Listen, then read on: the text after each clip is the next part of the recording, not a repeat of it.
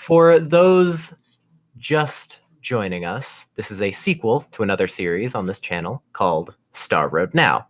If you haven't seen it, I implore you to watch that first. Yeah, seriously, go fucking watch it.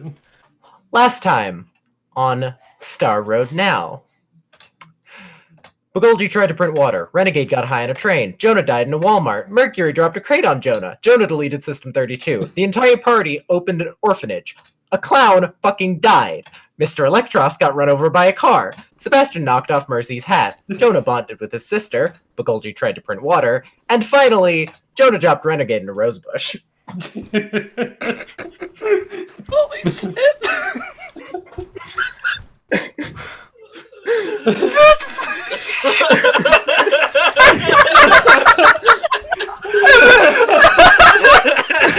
The hungry car! The high renegade! Gravy. Like how I incorporated Werner learn twice. Yeah. Wesley, did you make the car the Cybertruck? This is my favorite one. I like this one. Did that already happen? Yep. Holy shit. Now, all jokes aside, to those of you who ignored my message at the start to watch Star Road Now, because I know there are some of you, I ask you one final time to watch Star Road Now before this. This is your final warning. Now, in the year 2130, in the city of Electros, a group of individuals were hired to investigate DreamCorp and shady business practices related to it. Who were these individuals, you ask? Well, allow me to tell you. Begolji Riverdance, a man with a kinetics degree and an indestructible phone. Mercury Ready, a germaphobe who was not and certainly never had been a vampire. Renegade Styx, a girl with a knack for two things: punching, parkour, and the third thing, the secret third thing, breaking limbs. Sebastian Zappelli, a man heavily into the occult, specifically vampires, and of course, last but not least, the man who hired them, a ladies' man hell-bent on avenging his mother, Jonah Joestar. They soon learned that it went far deeper than just DreamCorp. While Dream was distributing items that contained stands, that was merely the beginning. They dove deeper into it, discovering the elaborate cover-up of Mr. Electros and Star Road, who conducted experiments involving stand arrows and innocent children. The party saved the children's souls, and the last living member of the experiments, Rachel Crod. Then, Edwin Speedwagon, Jonah Joestar's adoptive father, revealed that he was Mr. Electros, offering to Jonah and the group the chance to join him and his daughter Mercedes, offering eternal life, sunlight immunity, essentially to become perfect beings. But, knowing of his crimes, of course, there was only one real response. Stars that shine upon the path of darkness! Edwin then started what could only be called the vampire apocalypse. After retreating for a small while, the group returned to discover Mercedes, the successful Requiem experiment, was actually on their side, and she used her stand, World's Requiem, to reset time. With this new information in the past, the help of the Ghost Kids, and a mysterious figure in a trench coat, the friends cornered Electros, and he was thrown into the eternal abyss of the Dream Realm. The battle wasn't one without losses, though. Paul Mackenzie, Mercedes Speedwagon, and Mercury Ready all lost their lives in the fight, so that Electros could be defeated. As well as, because of the time reset, the entire world was now aware of the existence of the supernatural, and the time reset would go down forever in history as the Great Reset. While the Speedwagon Foundation crumbled, with Jonah Joestar at its front, the Star Road Company took its place, researching the supernatural and stands to make sure that none would fall to the same fate as the children in the past. Now, 10 years later, Jonah Joestar and Grace Sapelli have married, as well as Renegade and Sebastian. Both couples, as would have it, had daughters. The stars really did light their way. But while stars do not shine on the path of darkness, that doesn't mean the one they illuminate is always easily seen. Sometimes, all that you can do is simply hope that you've chosen the correct road. Welcome, everyone, to the Sequence Break JoJo's Bizarre Adventure series. I hope you all enjoy Part 2, Severed Strings. That was so good! Oh my god! Wonderful! That was so good! That was so good! I was very happy with that. Wesley! The Mercedes fading away! Oh, like yeah. shadow yeah. silhouettes! Ah! In the year 2140, Jonah Joestar and Grace Joestar are walking home from a lovely night out. Well, you know, I was skeptical when you said that a bagel could be an entire meal, but, like, that actually worked. I know, right? I didn't quite believe it myself, but I must say, I do hope that business continues on. That would be stupid not to invest in them. Oh, please. You're just throwing your fucking investment of money around to everybody. When you have as much as you have two ways of dealing with it. Either hoard it to yourself and be part of the problem, or give it to the public and be part of the solution. Yeah, that's fair, actually. No, that's fair. As you guys approach the gate to the Joestar Manor, there's a figure in a trench coat. Grace kind of narrows her eyes. Vard, is that you? Hello, Mr. Joestar. Hello, Vard. Pleasure to see you again. You know this guy? Yes, he was there for the fall of Electros. Really? Yes, really was 10 years ago, wasn't it? Quite. Can you believe it's been so long? Yes, I can. Well, what have you been up to? I haven't heard from you in years. And, Jonah, you're not sure, but there's a sinister aura around. Mr. Joestar, I believe that tonight, we meet on a far less friendly note. What could you possibly mean by that? Metal Vard? armor starts to tense around Grace's left forearm. We've moved past the realm of pleasantries, Mr. Joestar.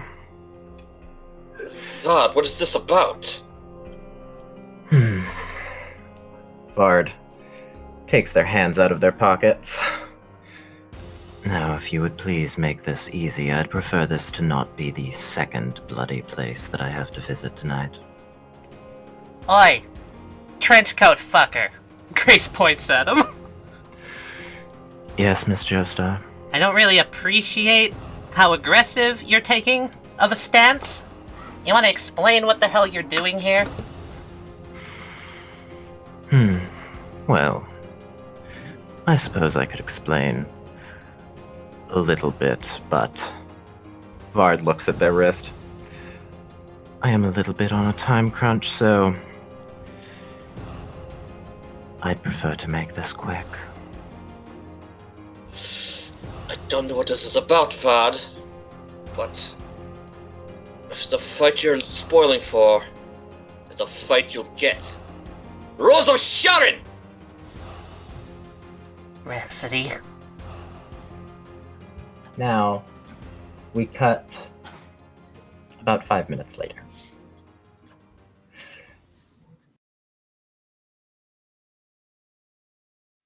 a closet in the Joestar Manor. Jonah, you come into the closet after about 5 minutes of fighting. Grace is guarding the door, protecting it from Vard. You were tasked by her to hide Jody.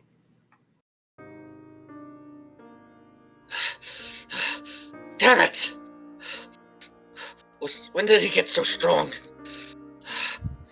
This wound on my side. It's bleeding quickly. Jody. Someone's gonna run back here. He's gonna open one of the boxes. Jody, I hope you remember this. Though I always loved you. I need to hide you now to keep you safe. Just stay quiet. I don't even know if you can understand me, but please, for the sake of everything, stay quiet and stay safe. Daddy's going to go for a little walk and take care of some business. I'll be back soon. Don't worry. Don't fret. Jonah, as you step by, you notice a hat.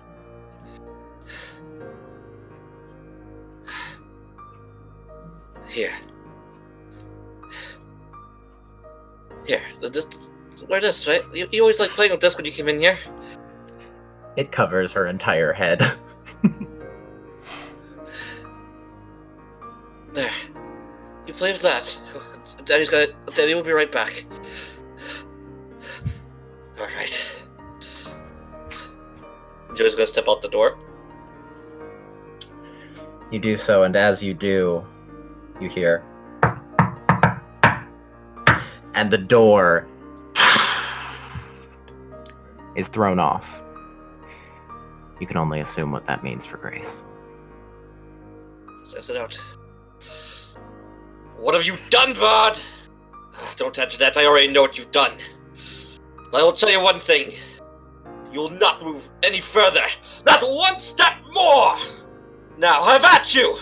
Rose of Sharon! Once more with gusto!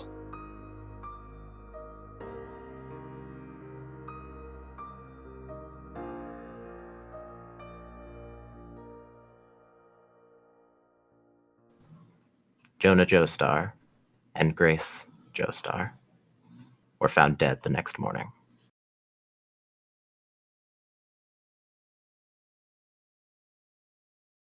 Don Polnareff. You arrive at the morgue where Jonah and Grace are being stored. In the chair, you see someone sitting. Oh. She'll take a few steps forward, eyeing around at the cold, dispassionate nature of the room. The man is typing at his laptop. She'll just walk up to him. Nod He her head. looks up. Don Polnareff, yes? Yep, that's me. He gets up and offers his hand. Sergio Zappelli. She just looks over, looks at the hand, and just very lightly and softly grabs it and gives like a half-assed shake. He gives a very firm handshake. It's like, yes, and you're full of energy. Well, he walks over. I've been looking at the cause of death for these two. Anything you can surmise? Roughly. He looks at his notes. Let's see. Well, Grace Zappelli, formerly, thank God, Grace Joestar. She just kind of raises an eyebrow. Did you know her, by chance? Or is this just like really funny coincidence? I knew of her. Other side of the family. Cousin? Sorry, it's not important. Continue. Well, Grace died to blunt force trauma to the head. Her neck was snapped. And it seems that Jonah died either to blood loss or multiple of his broken limbs punctured his lungs and aorta. Likely that. Do we have any on-site footage to tell what did this?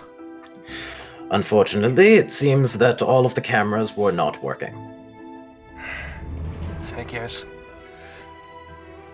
You'd think with how much money the Fortune had, they could have at least kept their cameras up to date. I agree. She pulls out a notebook and just writes something down, jotting down the notes like, clearly circles cameras not working? That is very strange. Let's see, the time of death is roughly... He looks down at his notes. Roughly 10:43 p.m. Roughly? You say roughly, you've got a minute date there. We can get roughly specific. Grace sent a text. Oh, really? Dying. I would have to guess minutes before. It simply said, "Watch out for the spotlight." Not really sure. It was sent to her brother.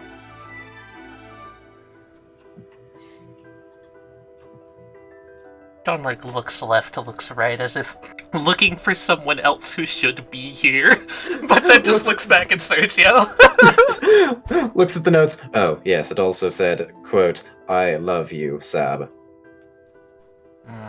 The spotlight I felt was, he flips back the notes. More important. Yeah, I'll relay the information. Puts it on the table. She writes that down. Ugh. Well. Looks at the bodies. I believe that they have a funeral scheduled. Any news on the kid? I believe that in the notes he goes over, puts a single finger on line, moves down. Ah, yes. Jody Joestar found in a closet. Oh.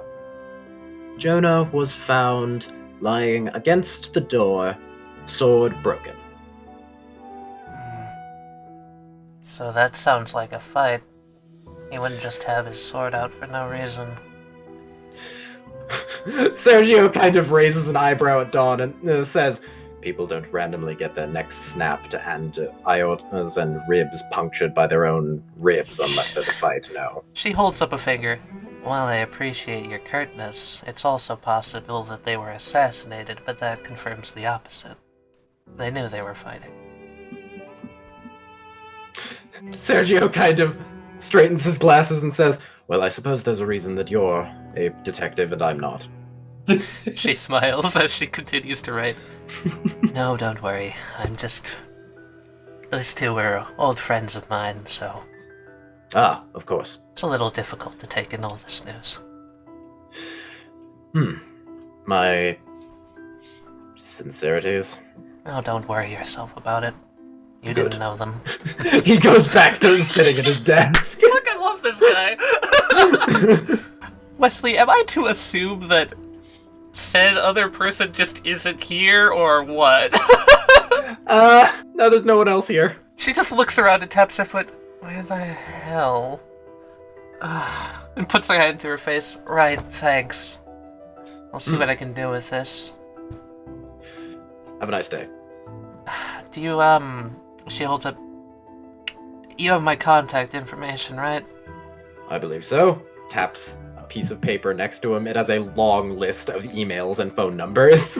If you could just forward everything to the department that you know, that'd be wonderful. Of course. She takes another look back at Jonah and Grace.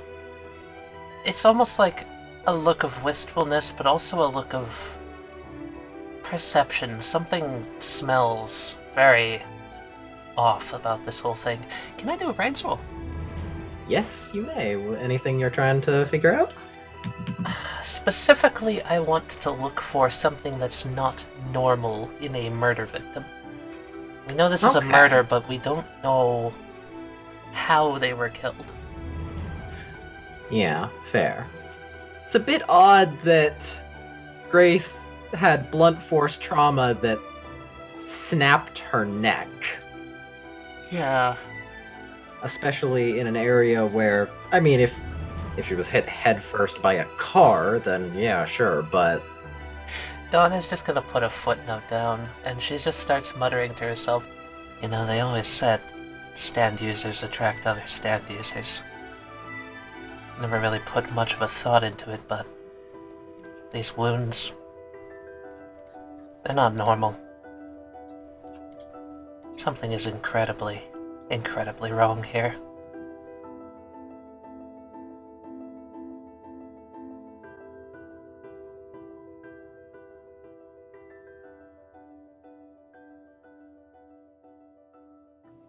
The funeral of Jonah and Grace. Jonah wanted to be buried in this graveyard specifically. Said that he wanted to be next to his fallen comrades. Funnily enough, in the 10 years ago, despite the world reset, when the party checked, the graves of Mercury and Mackenzie were still there, even though they should have never been made. But right now, that's beside the point. We're not alone. Pops out of Rachel and just gazes around the area. But after just a moment, she puts it back away. She doesn't want to see what's going on here. Begolji's gonna pull the brim of his hat down over his eyes. It just ain't right. Any leads on who did it? Dawn just holds up her notepad that she's working on. Working on it. It's not easy. There was a lot of conflicting information. Well, the moment you find out, let me know. I've got a few things to work out. If it's any condolence, Sebastian, we're going to find out. This entire time, I'd say Seb has been using Act 3 to keep the rain off everyone else. Except for himself, and he just pushes his glasses up to where it kind of does that little reflecting the light where you can't see rain's going down his face, and he just kind of smiles and nods. He thinks he let the rain let him stay on him, but Renegade's actually is just hovering over him. Yep. Great day for rain, don't you guys think? It's a little on the nose. As long as it stays off my notepad. So what do you think, Dawn? There's no way it could have been just one person. That's the thing. All the both- cameras were shut down. Both Jonah and Dawn to lose. They wouldn't have lost to one person. Both of them. If whomever took those nightmare stands did it, I think they could do it alone. You saw what Mercedes could do with just 4 of them. That is true, but I want to put this on the table. Not only did they have multiple, seemingly completely different sources of damage, but also all the footage was taken down and the message didn't even send on Grace's phone, so Well, I have to guess that they're working with someone, even if they went in alone. this means we've got to, keep looking. I could have the others in Sanctuary try to look around. Can she call up June then? Yes. Alright. Hi, June. I'm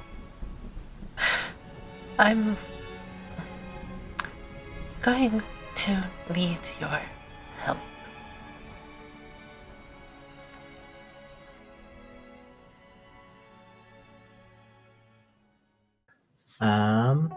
Now.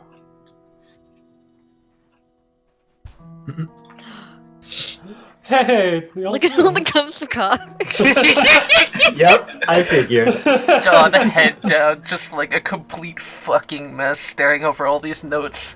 Head in her hands, million-yard stare, huge bags in her eyes. Before you look at, there's a map of Electros City. The deaths. Not only Jonah and Grace, but Jorg and Dream. On the same night, both places had the cameras fail. Definitely related. Joestars don't just die under normal circumstances. But something's off. There was a sudden outage and the guards couldn't call the police station. There's clear foul play. There has to be something. And as you're thinking of this, you hear footsteps come up. Oh, God. Yes. Oh All right, my all right, here we God. go. Yep. Here you go. Hey, Dawn, how's the investigation going? Well, it was going fine. Of course, I was on to the thought, but then suddenly, lo and behold, there was a disturbance in the air. She Oh, rubs in her eyes. what could it possibly be this time? I'll go take a look at my nighttime patrol. Don't worry yourself about it. She shakes her head. It went away pretty fast.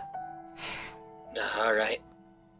Well, if you're around, could I pick your brain on something?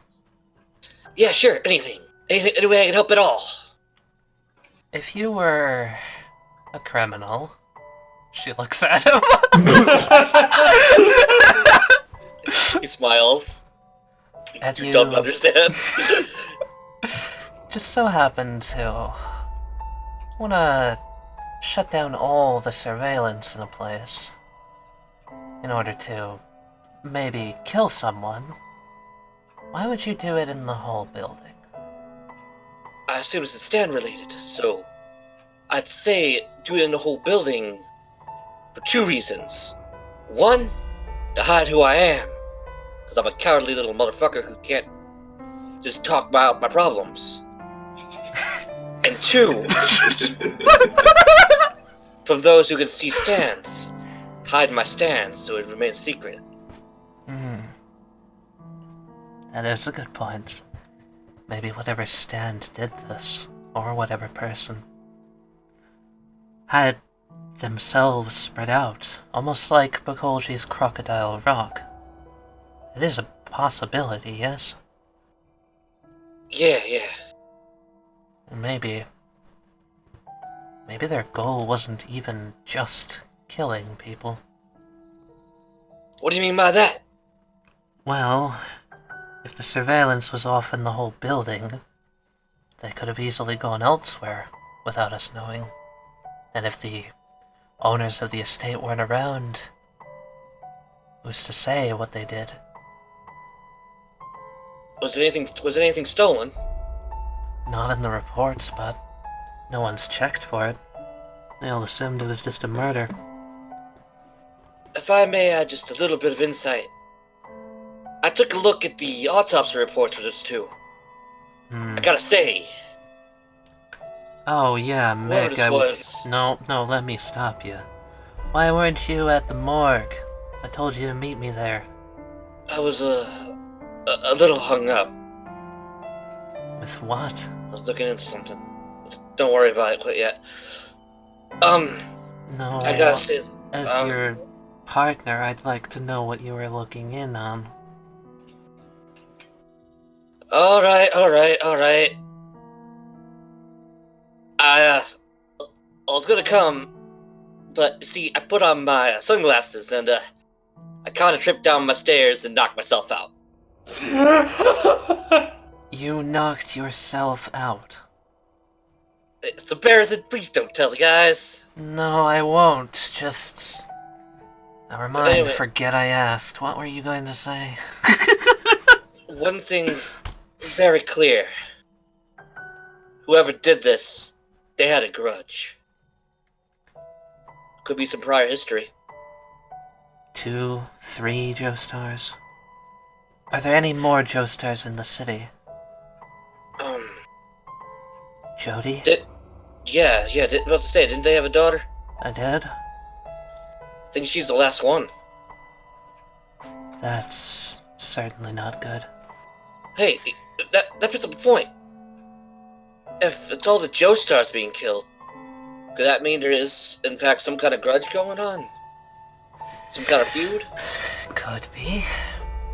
The Joestars didn't exactly keep their hands out of different affairs all across the city. She gets up.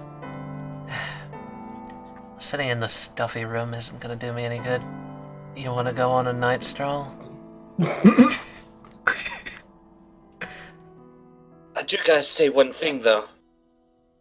What you said about the cameras going out, I gotta say, same night, my TV stopped working. Your television.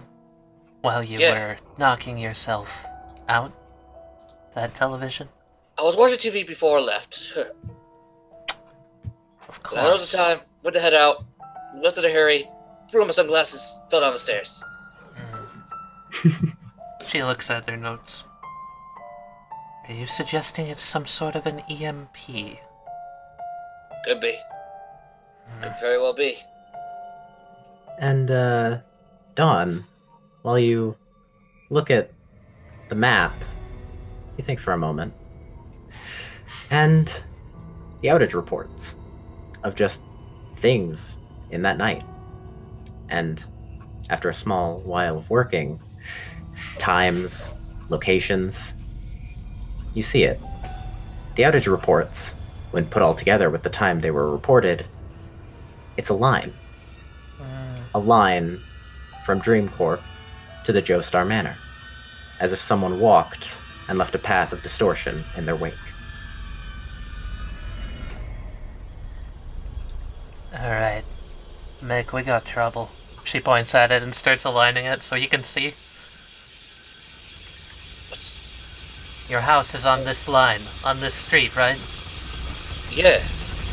Whatever did it, whoever it was, they must have walked past you that day.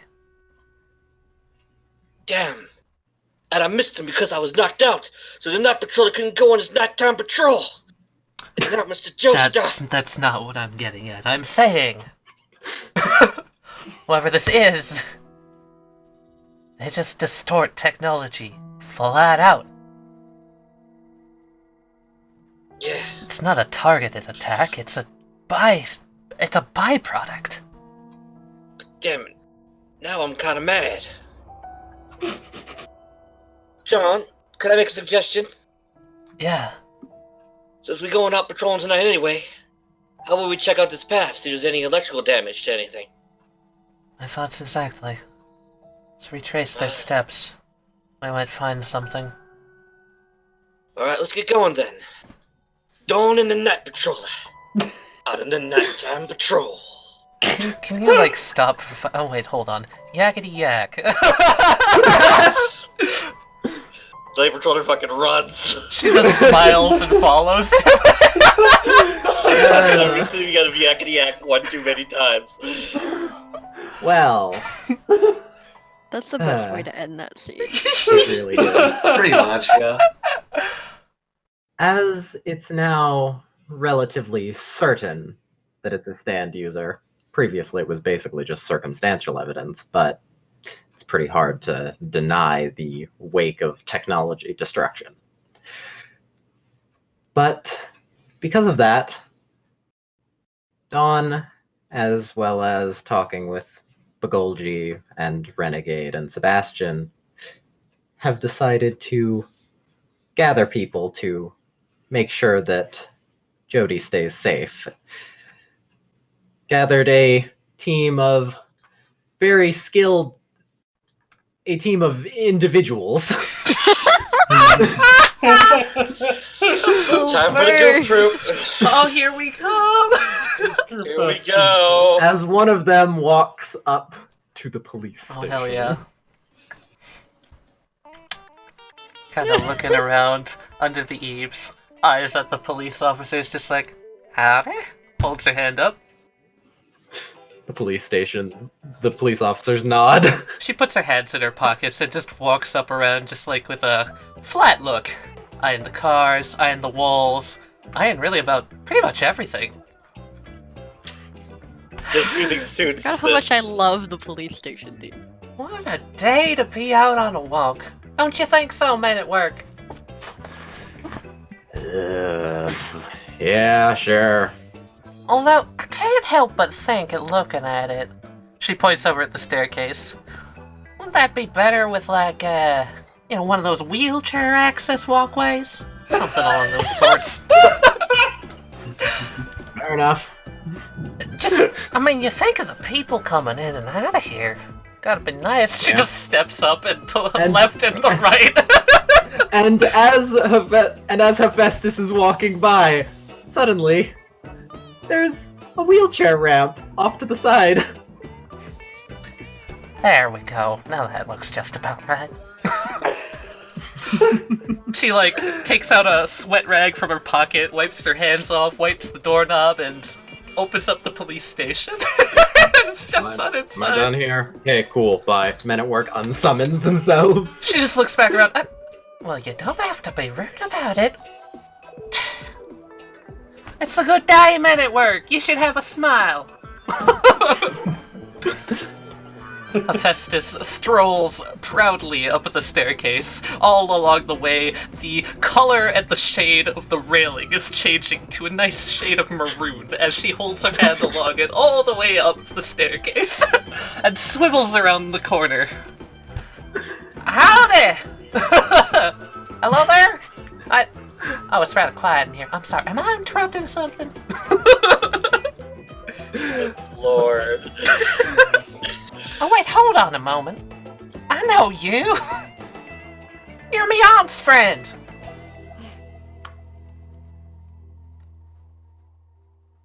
She points at Begolji. And, oi, hold on a second. And you're that construction worker. Aren't you the one that's always making a racket outside my apartment late at night? Well, I didn't think it was that loud. And then she, lifts up the heavy-duty sound-canceling earmuffs and scratches her ear.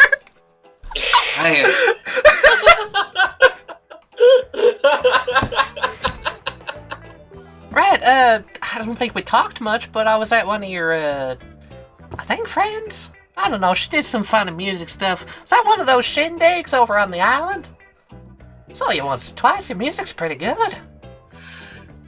Well, compliments appreciated. Why don't you take a seat while we wait for the other ones to wait? While we wait for everybody else to show up as well. She looks left and right. Am I not allowed to introduce myself? Because I don't feel like I did that yet. Why don't we wait for the rest of the group to show up first? Oh, fine! You say so. She shakes a finger at him. I will do that, though. She slings a hand down on the chair and just leans against it. Can I say that Men at Work materializes in the chair next to her? Yes. Hell yeah. Men at Work sits down. Ah, so that's your stand, huh? Oh, she looks over. Oh, yeah, I guess. Not used to everyone being able to see him. He's a rather stick in the mud, don't piss him off. Men at Work eyes dawn in Begolji. Understood. As if on cue, there's kind of a few trips.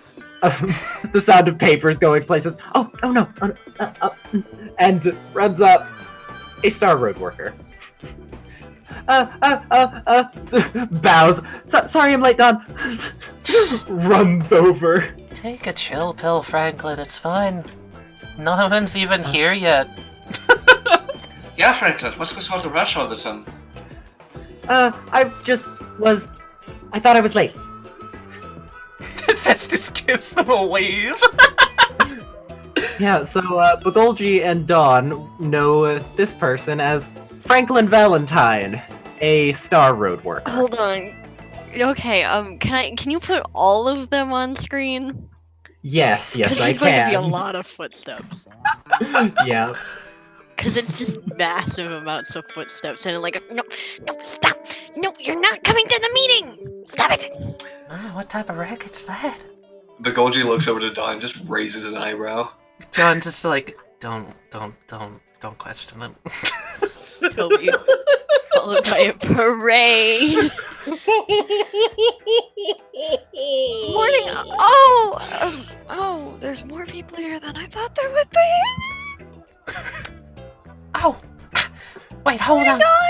Wait, Begolji, can I introduce myself now? Or is it still too late? I don't think that's everyone yet. Toby turns around and goes, "Stop it!"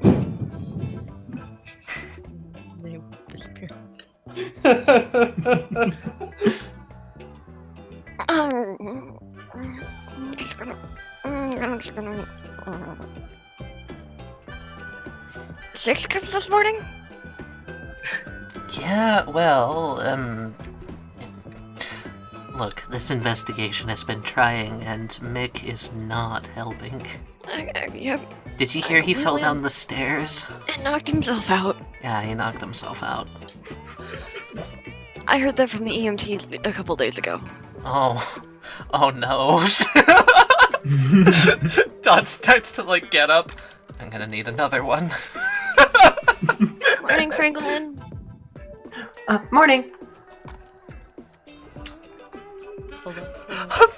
Hephaestus has her hand on her chin and is just kind of like giving October what she thinks is a friendly look, but to October looks like just a real creepy stare. Toby turns towards Franklin. More. Franklin gives a nervous smile. Next, up the stairs, come just from the sound of it. Oh, this person is high and mighty. Here we go. What do you mean there's no red carpet to lay out? Wynd must always make a grand entrance!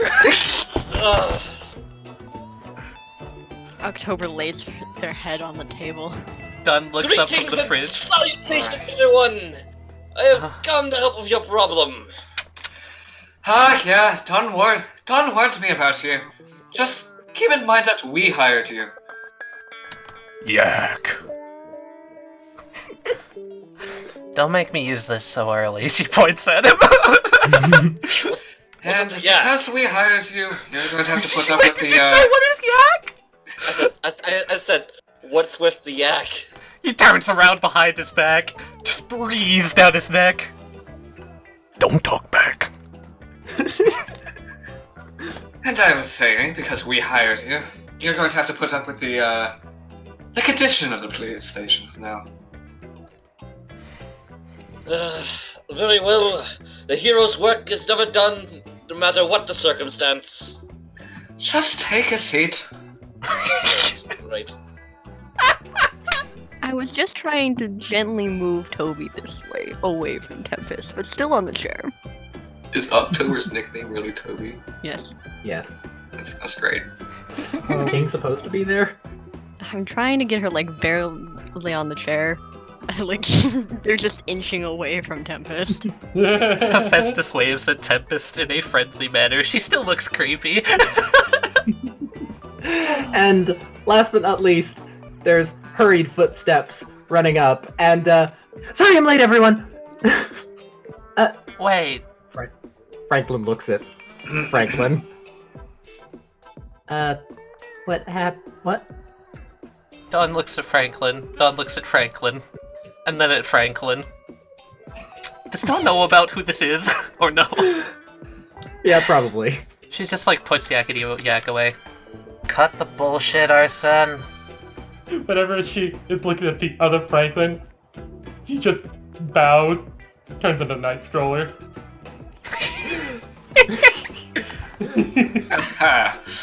I thought there was something off about you. Hey. That's really creepy. Wait, hold on now. Am I supposed to assume that you can just turn yourself into anybody? Sorry, wait, am I supposed to speak yet? I think you hit the nail right on the head. The night patroller Arsene does a small, like, gush thing, and I've been called out, sort of like face feature finger thing, and just drops it back to normal. Just surprise. Yep, that's everybody. Franklin kind of goes like, huh, I thought I'd been impersonated. Well, you were impersonated, Don says as they pass by. Oh yeah. It was only a temporary impersonation. Comes over with a coffee cup. Just like, well, since my seat's been surrounded. I do believe that's everyone. Right. She looks to Begolji. Now they can introduce themselves. Alright. Sure. Everybody, let's start with introducing ourselves by our names. Starting with, you, and points to Hephaestus. Because you were so eager about it earlier. She nods her head quickly. Well, I was just waiting to do it. Right, so I'm your new, oh, she looks over at the table where Arsene is. Oh, nice, you already got the right implements. Ready. I'm the construction consultant from Muda Constructions. That's modifications under direct analysis constructions. My name's Hephaestus. Hephaestus Brando. Pleasure. Right, what the fuck? She just looks around at everyone. Why y'all be quiet like that? Arsene already has a notebook It's out a and pleasure to writing meet stuff someone from the down. working class. Thank you for your hard work.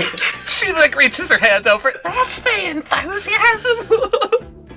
Meta work in background. I'm the one who does all the work. Tempest shakes her hand. Next time I need a new skyscraper built, I'll be sure to hit you up. Oh, well, that's very kind, but we only do modifications. We don't build new things. Wait, Men at Work. You want to introduce yourself? Men at Work holds up a hand. I've been introduced just now. Not like that. Say your name. You said my name. No, you say your name. It's polite. Men at Work. Pleasure to meet you. She just gives him a flat look. Men at Work kind of looks at Hephaestus and gives a shrug like, what? See, look, if I do it, I'm bad. You know what you actually do? Right, he's just not gonna talk, right? Okay. Well, either way, welcome to the company. I'm glad to be here. She holds a hand out. I sort of know you through your music, but it's good to be formally introduced. She just stares at the outstretched hand, and then at Begolji. I don't do handshakes. Franklin tiptoes over and then shakes Hephaestus' hand. Didn't want to leave you hanging. Oh, thanks. What's your name again? Franklin Valentine. Right. Howdy. Hi. Alright, the rest of you, don't worry about being all formal and stuff. This is only meant to be just a casual meeting. Wait, I thought I was getting contracted. Was I wrong in that regards? It's a casual contracting. Casual That's not how that word works. We don't want to stress out any of you. That's what I'm getting at here. Arsene immediately jumps to the wall and grinds to the other side. Stress is no threat to what is grand as me. No, I am cool in any circumstance. Drinks coffee. Is this store-bought instant? It's instant coffee, and if you don't like it, you can get out. You don't want to fight Dawn over the coffee machine, or the kind of coffee that's in the coffee machine. It's not pretty. Yeah, Yakety Yak also is pretty protective of the coffee machine. Alright. Wait, so what's your guys' names? I like all your get-ups. Rather cool looking. I'm October. my last name's Helios. In the corner, Franklin gives a thumbs up. Dawn, Begolji, and Franklin already know me, but the rest of you, you can call me Toby. If you like, yeah. Do I need to introduce my stand, Begolji? Yes, please. Oh, alright, hold on. So, this is Soldier, Poet, King. They don't talk a lot. they in sequence say, duck, duck, duck.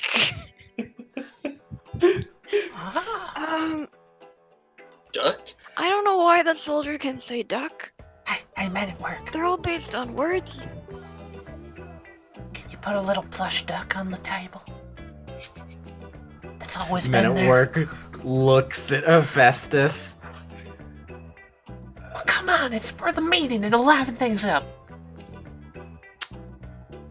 Suddenly, there is a wooden duck on the table. The poet can actually kind of do something like that. It's not a wooden duck, but the poet writes duck in the book. A duck made of the word duck appears in the poet's hand. Well, that's fascinating. Yeah, and the soldier's not much to talk about. He uses adjectives to change his shield. So, like, Toby takes the duck. The soldier says, bouncy. And the shield changes. October throws the duck at the shield. It bounces. And the king, well, I'll hold off on that one for now. He's not that important. Wait, are we supposed to say our powers? I didn't say mine. Men at work says, I think that it was implied. No, it wasn't. Didn't you just say that men at work could change things? Well, sorta. It's complicated. Fuck, I don't know. Just... I'll think of a way to say it. Alright, what do you think about that? You over there. Yeah, you, the one who was complaining about the coffee earlier. I'm sure I need no introduction, as I'm probably well known. Tempest No. Wynd of Windy Who are you? Realty. I was Pleasure about to to meet say, all of yes, you. we absolutely do need an introduction. And if we're introducing Stans, as he says, while completely ignoring Begolji, allow me to introduce you to the Miser brothers! Snow Miser! Heat Miser, please do say hello. Well, hello there! Pleasure to meet you. He does realize we can see his mouth moving when he talks through them, right? He's Hephaestus' completely eyes ignored the comment. sparkle. She's in awe. You two lads, why don't you take a seat? Oh, no, you don't have some sort of musical number prepared for us? All three of them just glare at you. Franklin is furiously writing notes. Arsene is taking notes too as he's just slowly That's rolling what they away do. from people. Well, You there, points at Dawn. Would you like your drink hotter or colder? What do you think? Hotter it is! Good man, at least he knows the right way to have coffee. So Miser will walk over, touch Dawn's coffee cup, and extract any aspect of cold from it to make it hotter. By, well, about 10 degrees. Try your drink now. She takes a sip. Oh! Oh, nice! That's helpful. Begolji's just gonna start clapping. Oh, wonderful, wonderful. If we ever need to heat up our drinks during the investigation, we'll just call you. My sentiments exactly. That's not the only thing I can do, Begolji. The Stone Miser's gonna walk over, touch Begolji's arm, and start to heat it up. Ow, hey! Begolji just gonna like jump up backwards, like. Okay, I get it. Temperature manipulation. Wait, I got it! No, I think I got it! I can write things on paper and it changes stuff. No, that's not good enough. I'm sorry, keep going. I'll think of it.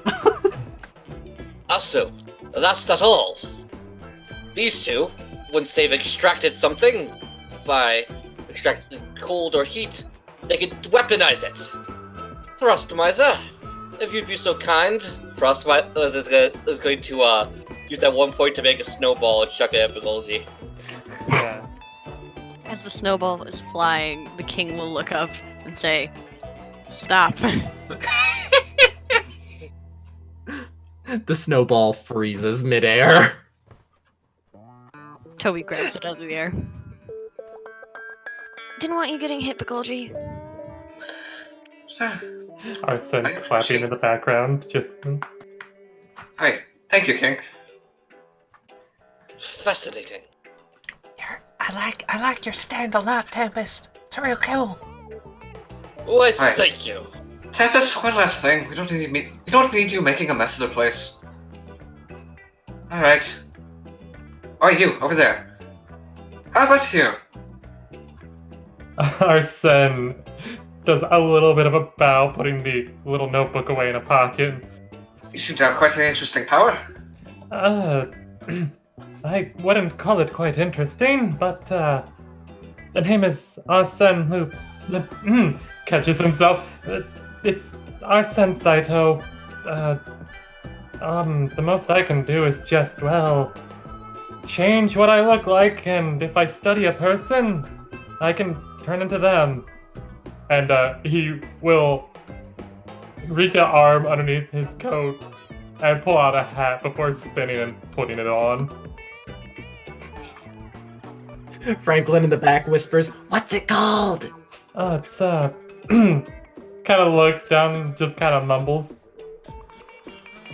What was that, lad? Speak up, we can't hear you. Wait, I got this. Men at work. Put a microphone in front of him.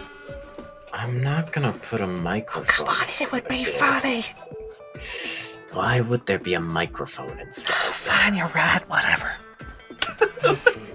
My stand is called Smooth Criminal. Franklin writes notes. Franklin notices there's a flower on their clipboard. Thank you. Whispers to the poet. Also, if Tempest had any keys in his pocket, those are also on Franklin's keyboard. What are these? Holds up the keys. Is this another power you have? The poet shakes his head. Oh. Wait, are these someone's keys? Nods his head. Franklin drops the keys.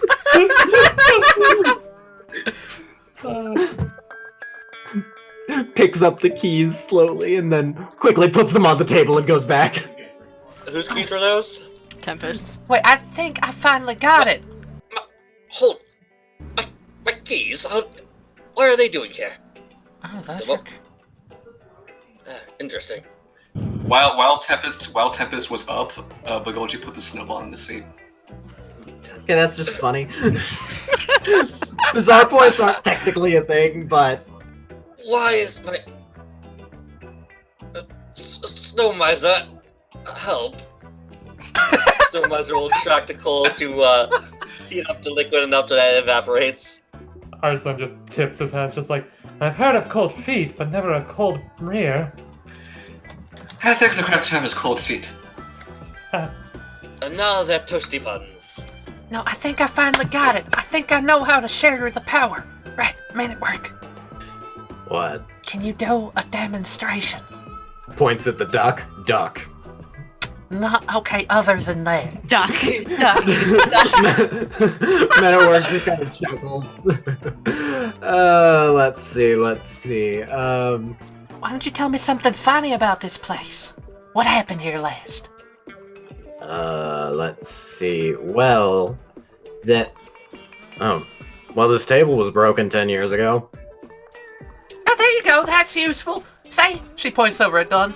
He knows the table was broken in half.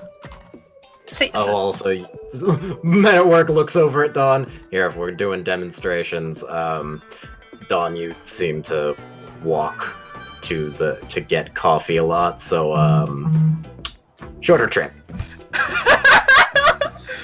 She looks in the corner. She looks at the fridge. Looks at the corner. Okay, I can get along with you. I respect the coffee. No men at work, you did that off according wrong to the building code. Look at that. Fridge is in front of the window. You can't do that. Oh, right. Sorry. Yeah, it's gonna break the fire code. That's not safe in the slightest. Oh, which, by the way, while I'm on that, she opens into her pack and pulls out, 1, 2, 3, 4, 5, 6. 6 hard hats. It goes around. I said, you all have to wear these? Yeah, it's safety precautions. We're in a working zone now. She goes around and hands them out to everyone. Franklin eagerly puts it on. The moment she gets near Arsene, he freaking jumps on the wall and grinds to the other side, just like, don't worry, I can, make my own. Well, you a little jumpy or something? No, come on, here. She has no. Oh no! Jumps to the other side. Gives Hephaestus a look of what the actual fuck. What are you doing, boy? I'm just trying to protect your head. Here, would it work better if I play catch? Here, she tosses it to him. Hephaestus, please don't harass the boy. I'm not harassing him, I'm protecting him. I think. At least, Does he unless look you're already protected wearing to a hard hat. Is that what that is? She points at his hat. Catches the hard hat she does and kind of like pats his hat. I mean, my stand is wearable, so it kind of helps me stay protected more than a hard hat would. That is physically impossible, but alright. Hephaestus scoots past the fridge, and at work looks at it and is like, oh, it is a bit close to the table, isn't it? Yeah, it is. Why don't you move it back? It'd be better if you put it in the corner. Yeah, probably. People that built this building actually knew what they were doing, it seems. Except for the duck on the table. That's just funny. Franklin suddenly leans back onto a fridge corner. Ow! Oh, fun. Franklin nonchalantly scoots over to the crate. I like the crate. It's fun to sit on. I love them. Franklin is adorable. If this was an actual anime, why would that be a scene? I like the crate. Yeah, so that's kind of it. It can change the past, but only in relation to the floor plan of buildings.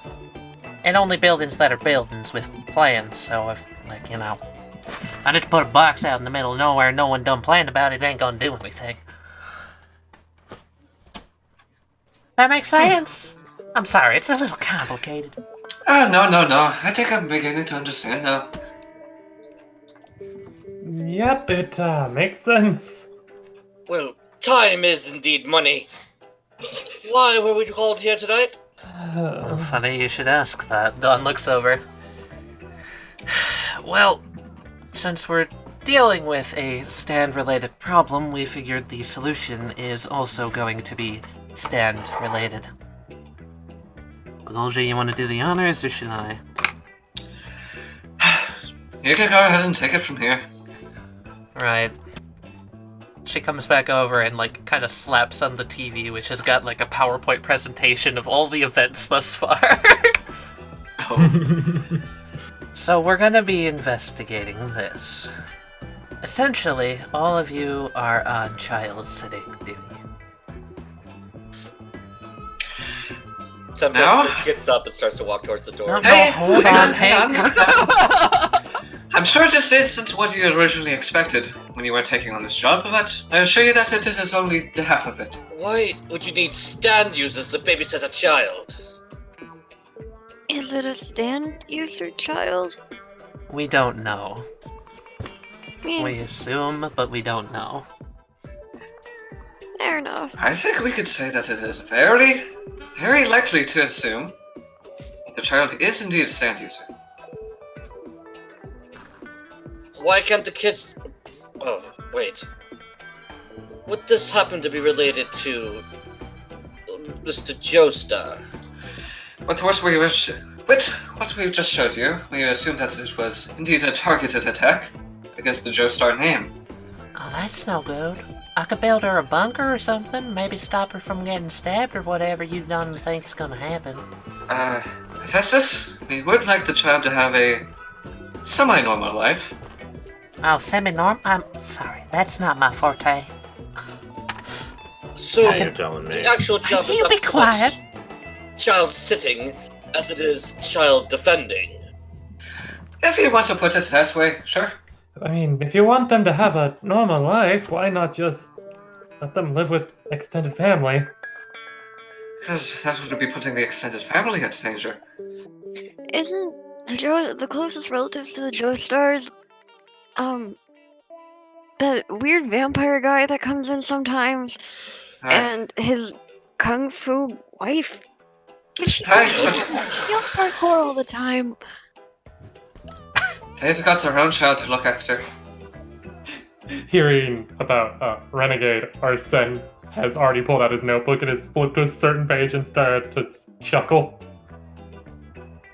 I just know they come into the police station sometimes. I see him going through the cooler a lot. Dawn? Oh, shoot. She looks over. Wait, Tempest. She's noticed his, like, a glass out on the table. You wouldn't have happened to have grabbed any of the wine from the cooler, would you? Franklin puts a hand over their mouth. Were you saving it for something? It's quite finely aged. Oh my god. Oh no. Franklin's eyes go wide. It's flavor. I can't quite put my finger on it. She comes over to the fridge and opens it up, pulling out the bottle. Tempest, did you read the bottle before you grabbed a glass? Oh yes, blood. I've not heard of such quality of wine. Hey, Westley. Yeah? Sebastian's gonna spend a plot. Tempest is gonna smack himself. And then on a piece of paper in front of him, he's just gonna write, "Don't drink my blood, you moron." Alright, Tempest, if you're interested, there's a place which does pizzas down the street, which I think you'd like. Oh no, not Papa Peps again. We're not going there. Last time we went there on a business meeting, I'm pretty sure I threw up for 3 hours afterwards. What is a pop-up pep? Is that a type of caviar? No. Also, Dawn, you flew up for 2 hours, 32 minutes, and 7 I seconds. don't need the details I said. I still can't get the grease out of my clipboard. This thing's ruined forever. Franklin says, I had to buy a new one. I like my clipboard. Holds up clipboard. The poet is quietly mimicking what Franklin does. Franklin looks down. Eye on them. Alright, so, are you all down for the job, or no? So wait, what am I contracted to do exactly? Babysit? More like baby defend, it would seem. I mean, I Very well. guess it's just not exactly what I was expecting. If you want me to put a crib in, I can do that, but... Tempest I will don't get up and loudly proclaim, "The misers and I shall take care of the child." Well, I guess if it's in the case of protecting a kid, I'm alright with it. I'm in. Man at work, you better be in, right? Do I have much of a choice? I go where you go. Yeah, but you have a say in it. Men at Work says, I defer to Hephaestus and unsummons. My word, why can't you just be nice today? Arsene rubs his throat a little bit, and then just imitates Hephaestus' and Men at Work's voice. Just goes, "I wonder why." Well, yeah, I know why. 'Cause you're a done right jerk. I, for one, am glad to be working with you. Heat Miser holds out a hand. Franklin watches Tempest's mouth move as he talks through his stand. The stand shakes Hephaestus' hand. Hephaestus shakes with a grin. Hey, you too, Heat Miser. Mumbles while writing down, talks through stand with personality. Exclamation point. Heart.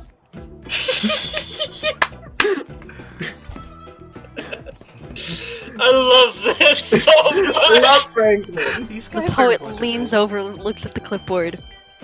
notices that Franklin's pen is starting to run out of ink, writes in his notebook, hands Franklin a pen made of the word pen. Picks the pen up. I will cherish this for as long as it lasts, which might not be long. And thus Franklin was added to the long, long list of Franks we trust. Don't forget, Frank we Frank with a trust. PH, we don't trust. Frank with And a Q is also okay. Bean. The plot twist is Franklin is the leader of the Q Squad. It's Franklin with a Q. God damn it. Oh, When you think about him, you hear in the distance, hoo hoo ha! Arsene looks From to the window, somewhere. just like, did anyone else just hear, who? Don't think about it, don't think about it, don't think about it. You made me think about it. Why don't we think about Men at work. Q Squad! Was there anybody by the name of Q Squad at this building before? Don't say the name! But y'all seem to want to know about it. We already know about them. Oh. Well, alright. Puts her pen back down. Excuse me, what is this Q Squad you speak of? Nothing you should be worrying about right now. Why should I not worry about Q Squad? Because they don't matter. Dawn looks around. So, we're gonna head over to the Joestar Manor to get you all set up and do a little bit more of a meet and greet. We've got the parents of... the foster parents, sorry, she wipes her eyes. What's the right word? I don't know. Adoptive? There, that works. The names are Renegade and Sebastian. Two are real gems. You'll get to know them pretty easily. Their daughter's there, and as well as the baby. And take things from there. She flips up the TV. Very well. I'm assuming you all know where the place is, at least, or can find it easily enough. Of course. Yep. Just wait about it done. I'll be taking along with them. Consider. Arsene in the corner just like nodding because he's like, I don't want to go in a car with these people, but Begolji said he has to, so he's just like, Dawn just heads down and goes away. But before she does, she calls back up. Hey, Franklin, do you have a ride? You don't have a ride. Come on. No, I have, sure. Franklin.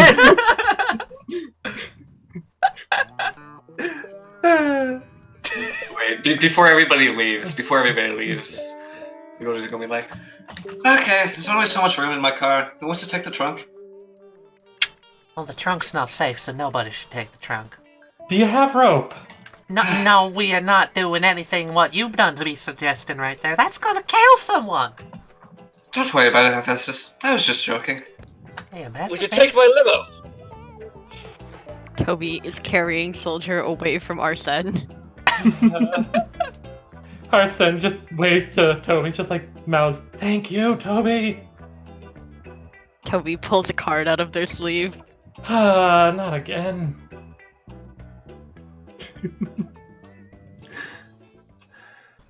Alright, everybody. Inside voices. Looking at you, Tempest.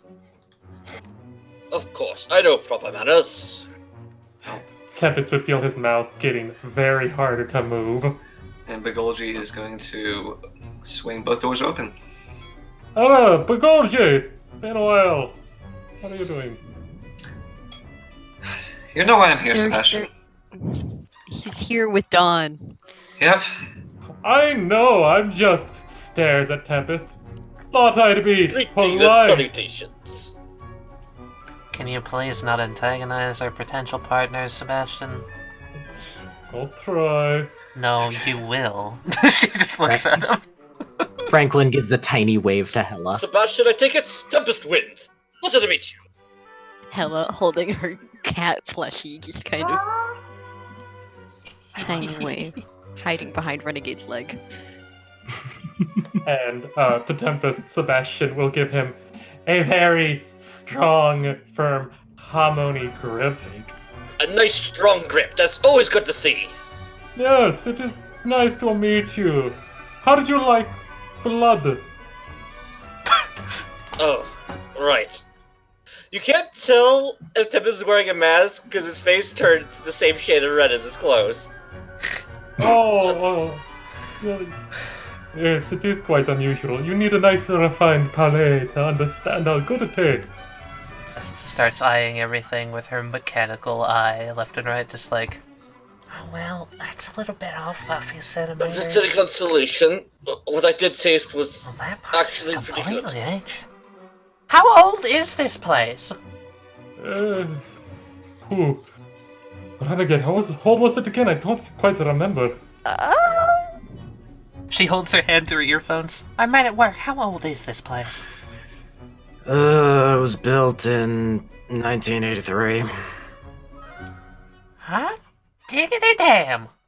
It's gone through a lot of remodeling. This beauty's an antique. I must say, Sebastian, the decor of your home is quite magnificent. It is nice. I hope to show you mine in the future. Right. Well then, it's nice to meet you all. Nice to meet you too, Sebastian. I know you, Begolji. You've got this, Begolji. Leans in and whispers, I swear to God, if she changes anything, make her change it back before I get here. Just tap it. Yes. Your new manner is safe with me. Thank you. Pat Begolji. Alright, we ready to go? Ready? Yes! Nice. Tempest is busy just looking around at the decor and admiring it. Franklin is happily rocking back and forth. Arsene, seeing the people encroaching, kind of gets back, opens the door, holds it open. Franklin, wait, before you do that, Franklin kind of steps to the side and looks and's like, is that good? Seeing Franklin do that, he's like, I don't have to do this then. And will, in a sort of fashion similar to what Renegade used to do, air quote, parkour from the wall to the chandelier to right about there. Renegade watches. Franklin does little claps. Renegade nods. Okay then. Always an eccentric bunch. Ton looks over. Yeah, they're in good hands, I think. I hope. And if not, Begolji Just has as our long as phone we don't number. come back to too many broken windows. I'm pretty sure that won't happen. Looks at freaking Hephaestus like, pretty sure. And as long as someone doesn't go drinking the stuff very obviously labeled blood. She elbows Tempest. Oh, really not necessary, Don. Read the labels. Don walks out. And Eat the labels? What? Oh, God. Okay. Case in point why I'm here. Just to make sure that our first day goes smooth. Well, remember, Begolji, babysit the babysitters. Just like you used to do to us. I will do my best. Whenever Renegade and Heli get closer, Sebastian kind of does that thing where he gets Hela's other hand and swings. Family walk. lovely. Alright. Thank Well, you. they sure are eager to get out of here. How about a little house tour? Oh, a house tour? No, I already got the whole plan memorized. She taps the side of her head. I was more suggesting that for the benefit of everybody else. Oh. Backs up. Mr. Begolji, does this place have, cameras? Right. Yeah, well, until everything got messed with, JoJo was... I could point each of them out to you if you want. There's multiple in this room, even. Yeah, well... He made sure that security was always tight around here. Not a MacBook. What would we call this, guys? Not a MacBook, but A sack book. yeah, Sack apple. a sack apple. Sack Yeah. apple. Arsene will pull out a sack apple and just look at Begolji. Do you know the Wi-Fi password by chance? Go check the fridge. That's where Sebastian keeps most of the important stuff. That's too far away. Including I'll the just. bottles of blood? That feller's not Yes. quite right in the head. Yes, all the important stuff in his head, of course. Wait, he keeps his head in the fridge? That's not what I said. Begolji, sir. Ah, yes, Really questions. important question. I will need to know the location of any and all heat and cold sources throughout the house. I mean, you could just look for the heat vents. Do you want the floor plan? I have the floor plan. She's That'd been be lovely. sketching it out. Well, Hephaestus, do you want to give this house tour instead of me? No, well, I mean, I wouldn't want to take that from you. I'm just saying I got it all memorized. It seems like you already know the layout better. No, I don't mean to intrude. Go right ahead. A minute, but she like elbows her corner. Men at work materializes. Wait, are you not going up the staircase, or are you? What's in this? I'm going to be going through this door here. On the way to the sitting room.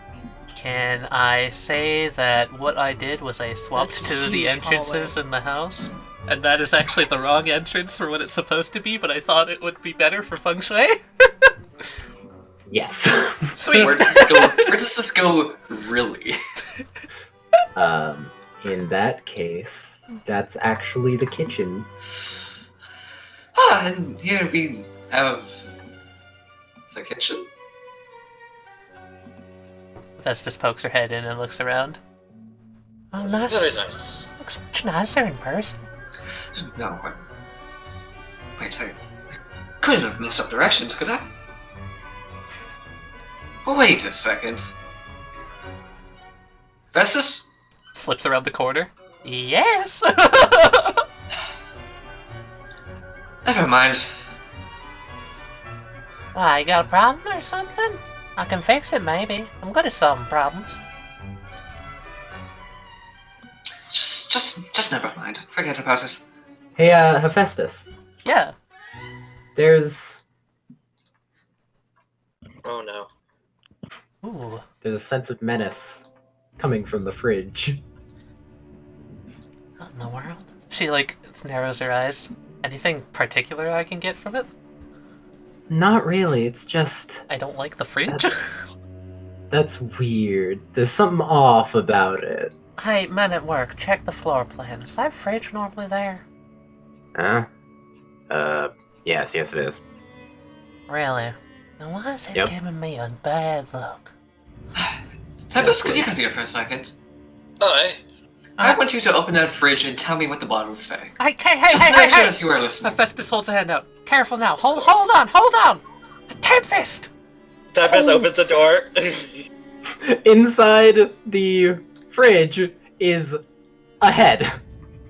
Ah! What in the world? That's just a prank. Just a prank head prop that Sebastian must have put there. Upon closer inspection, oh wait, that's a head made of Jello. So he does keep his head in the fridge! Sebastian just thought it would be funny to prank you all by leaving that there. You can thank Richard's plot point for that. He's really good with what happened earlier in the other room. That's exactly why I did it. Wonderful. I'm gonna. It's strawberry flavored if you want any. Strawberry flavor? What flavor is their head strawberry? I'm gonna call Heatmiser and have him make the fridge 10 degrees cooler. Alright, you do so. Oh no, that's Now gonna it's start. freezing. Alright. Yes, I see the labels. Golgi. Okay, good. The rest of you all know what a kitchen's for. I don't need to explain it. Wait a minute, are we gonna be done staying at this manor while we protect this kid or what? And it's safe to assume that you are.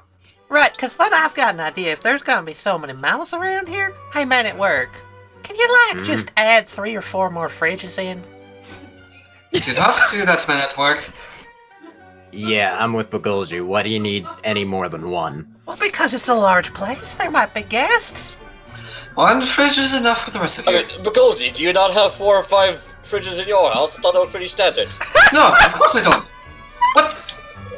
What kind of background are you coming from, man? Well, now you're actually going to the sitting room. I fucking love them. it's head made of jello. That just ain't right. That was unusual, to say the least, and I know a lot about unusual tastes. Okay. Next up, we'll have the main sitting room.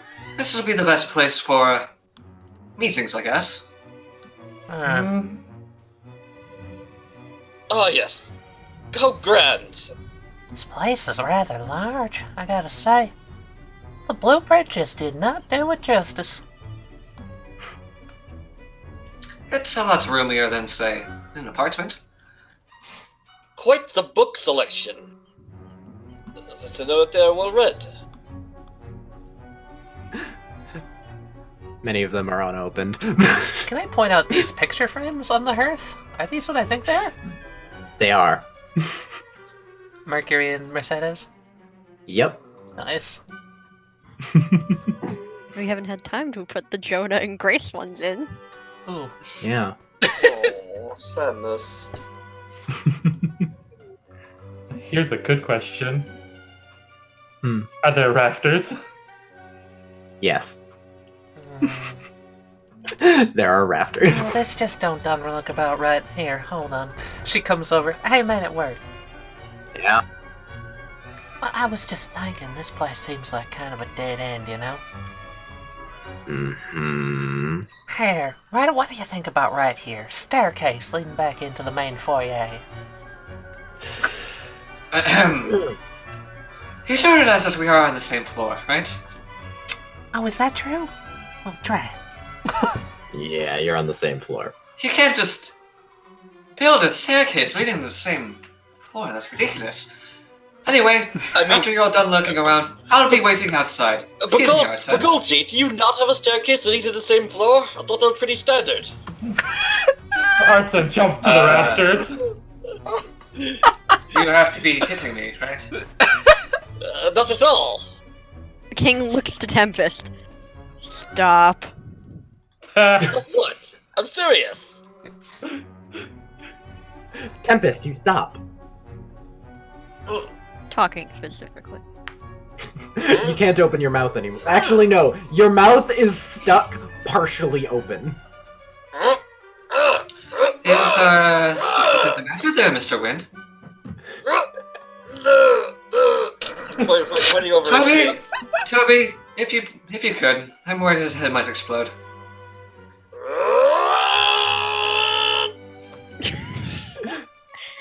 Okay, King, let him go.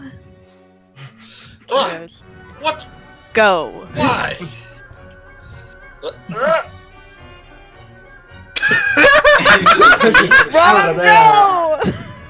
Let him go. That's a dead end down there, right? Or does the hallway continue onward? The hallway continues. Nice. Can I ask what Men at Work finds here on this table? Men at Work finds a magazine. Looks through it. It's terrible. Puts it back on the table. What did it say? Who knows? Hephaestus is clearly paying him no mind at the same time. Unsummons. I just get the sense of a very negative energy leaving the room. Was that just me? King got Tempest to stop talking and leave the room. Oh. I don't know. I think it was just her. Wait, hold on a moment. She turns back around.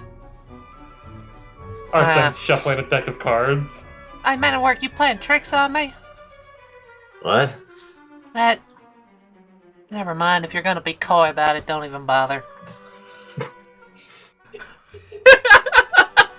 Well, eventually you go through a few other rooms of note. I mean, there's a master bedroom. Hey, that's ironic.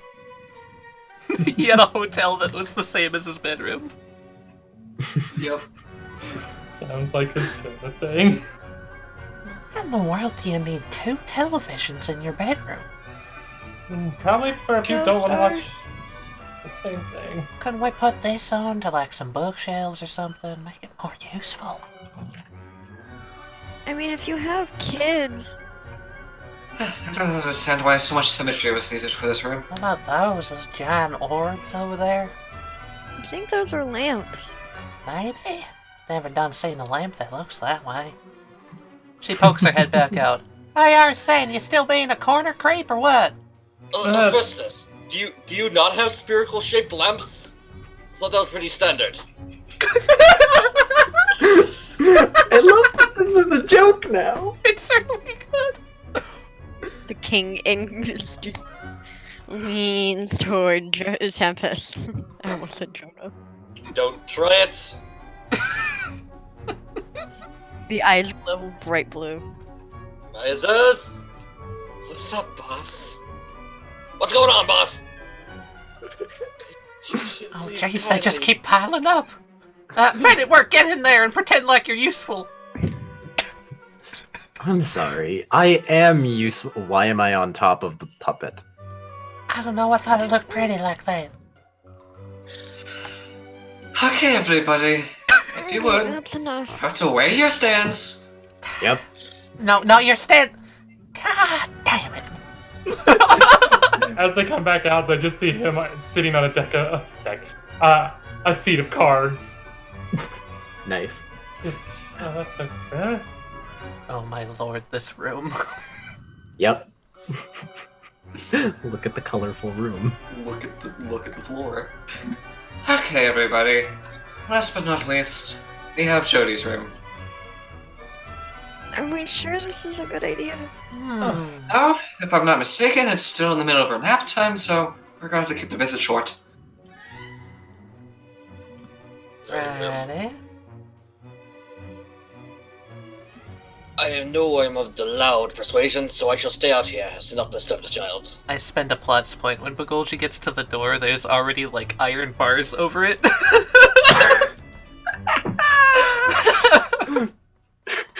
Sure.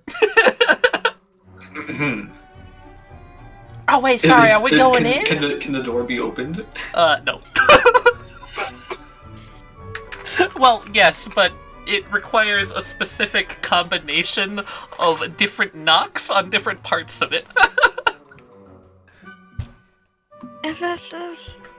Men at work pops out and says, okay, so you do this, then this, and then the door opens. Okay, everybody follow with that? It's just I a sure safety didn't. precaution. I remember it perfectly. Doesn't remember it at all. Arsene chucks a few cards and hits it in the correct pattern that he was shown just then. And wait, Begolji, are you saying you don't have knock-activated doors in your house? I thought those were pretty standard. No, I do not, in fact. Well, you should. Good security. Alright, everybody, if you'd follow me, please. Arsene, kind of looks around and then looks at the baby, gets a slight look on his face, and then pulls his hat down. The hat that was gone is now back again. And he pulls it over his face. There is a sleeping babby. No, Tempest, she's not already awake. Please don't disturb her. Of course. Oh, what's the temperature in the room like? Is it on a chilly side? It's a very nice temperature. It's like not too cold, not too hot. Huh. Hey, I have an idea, actually. Yes. That would be too dumb. Hephaestus is going to open this chest, Uh-huh. look left, look right, and, close it again and then sit on top of it. Uh-huh. And I'm gonna set a secret action. Oh boy, alright. The first one, let's go. October, can you make a brains roll? A brains roll? A brains My roll. first roll. I think I have a Brains 3. roll. Hold on. I have a 3. Good to know. I don't like that. Stop. Alright. Oh, one thing before we leave. Over here on the wall, seems like Sebastian has posted a full schedule of Jody's habits. So, if you're ever feeling lost, just consult the schedule. Trust me, it was made by somebody who knows how to take care of children. Right. Jody stirs. Arsene removes the hat and looks back at her. Should we get out of here before the baby gets up? Yes, Hephaestus. Oh, I'm sorry. She gets up off the chest. That's a toy chest. This was not made for sitting on. Well, I mean, if you do it in the right way, it could be great for sitting on.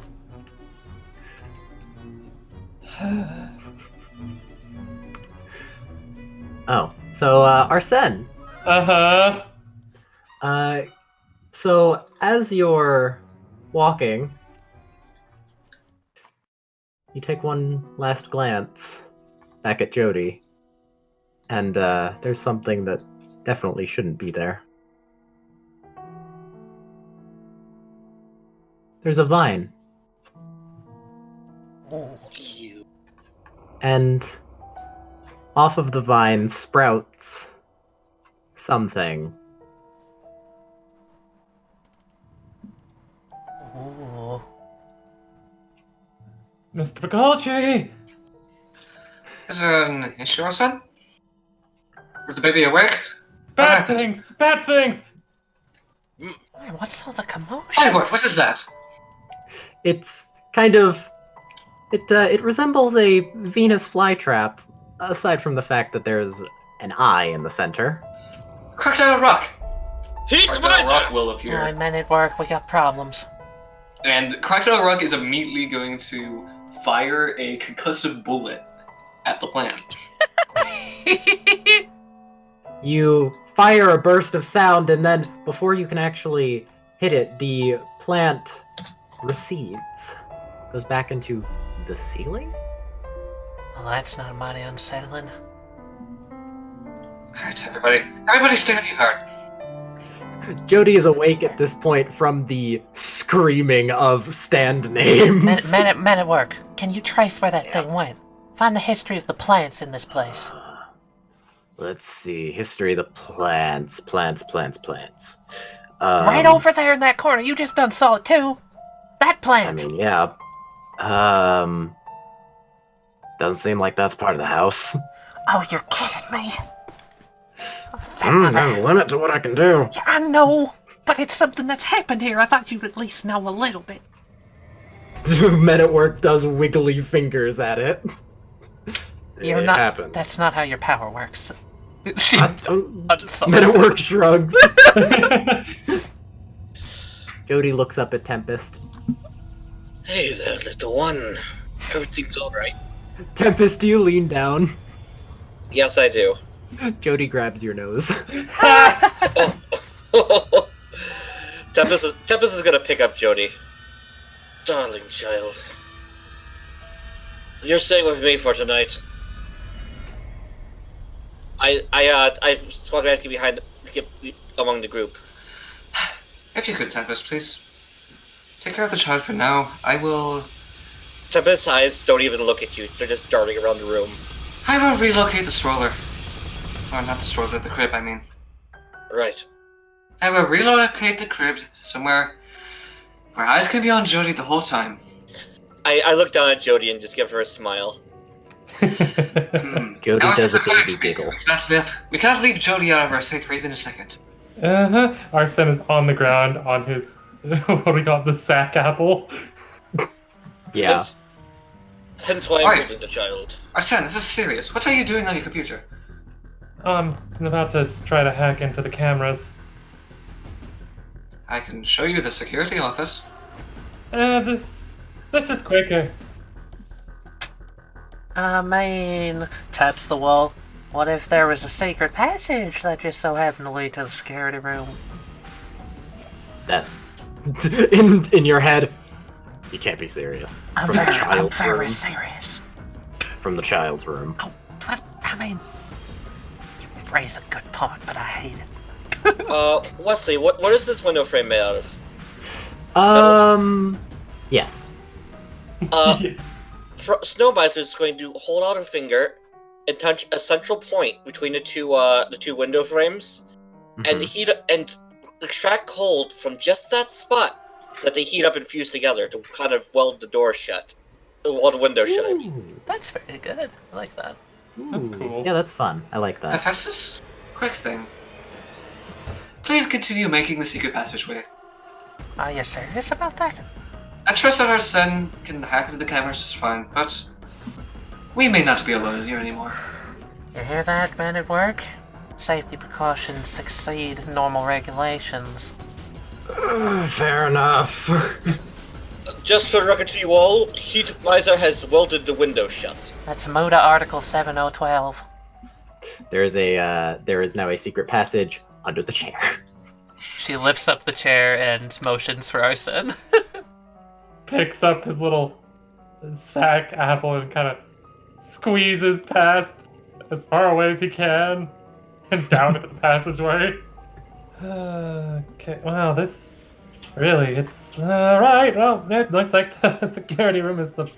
That explains the the second TV now.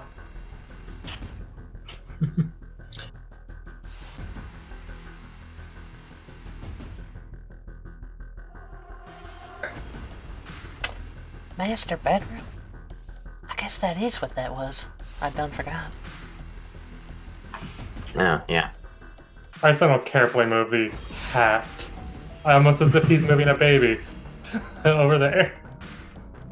You do so. You move the hat. Begolji's going to make sure that the door is locked. All right, you lock the door. We once again have Toby and their train. The train. Okay, let's see. Alright, now, if you could, please close the secret passage. Everybody's through. I'll close it? That's not in my lack things. Man at work, could you go get the door? I saw the poet go over there again, so I'm just gonna consider it closed. Are these lamps on, Westley? You can turn them on. They aren't currently on, though. Okay. Begolji's going to search the sofa for the remote. This is Jonah's room we're talking about? Yeah, there's a remote in there. Okay, let's see if we can't access those cameras. Tempest is going to turn the lamp on. Mhm. Wait a little bit for the bulb to get good and hot. And have Heat Miser absorb some of the heat from the bulb. Make... I was gonna say make a brains roll, but this is Jonah's security system against Begolji. Yeah, you get in. You have access to the security cameras. I should have known the password was Rose of Sharon. Wow, I have a lot to learn still. Okay, where is Jody's room in relation to the rest of the rooms in the house? Let's see. Jody's room is on the second floor. Do we have any roof cameras? Yes. There are roof cameras. Okay, checking the roof cameras. Alright. It doesn't seem like there's anything up there. It's just roof. Can we go back and rewind the footage? You may. And can I attempt to use one of my abilities to help this? Ooh, which one? I would like to use targeted butterfly effect Okay. in such a case that the cameras detect sound as well. So Ooh, I'm gonna say okay. that in a targeted butterfly effect, the person, if they happen to have been on the roof, knocked a pebble to the side and the camera turned over to look at them. Okay. I'm gonna have Men at Work search out that potential route if anyone happened to have been on the roof in the past, let's say, hour and a half. Alright. Men at Work searches through things as the tape is rewinding, and after a bit, Men at Work just says, yeah, no one's been on the roof in the past hour. Or day, actually. Maybe week. No one at all?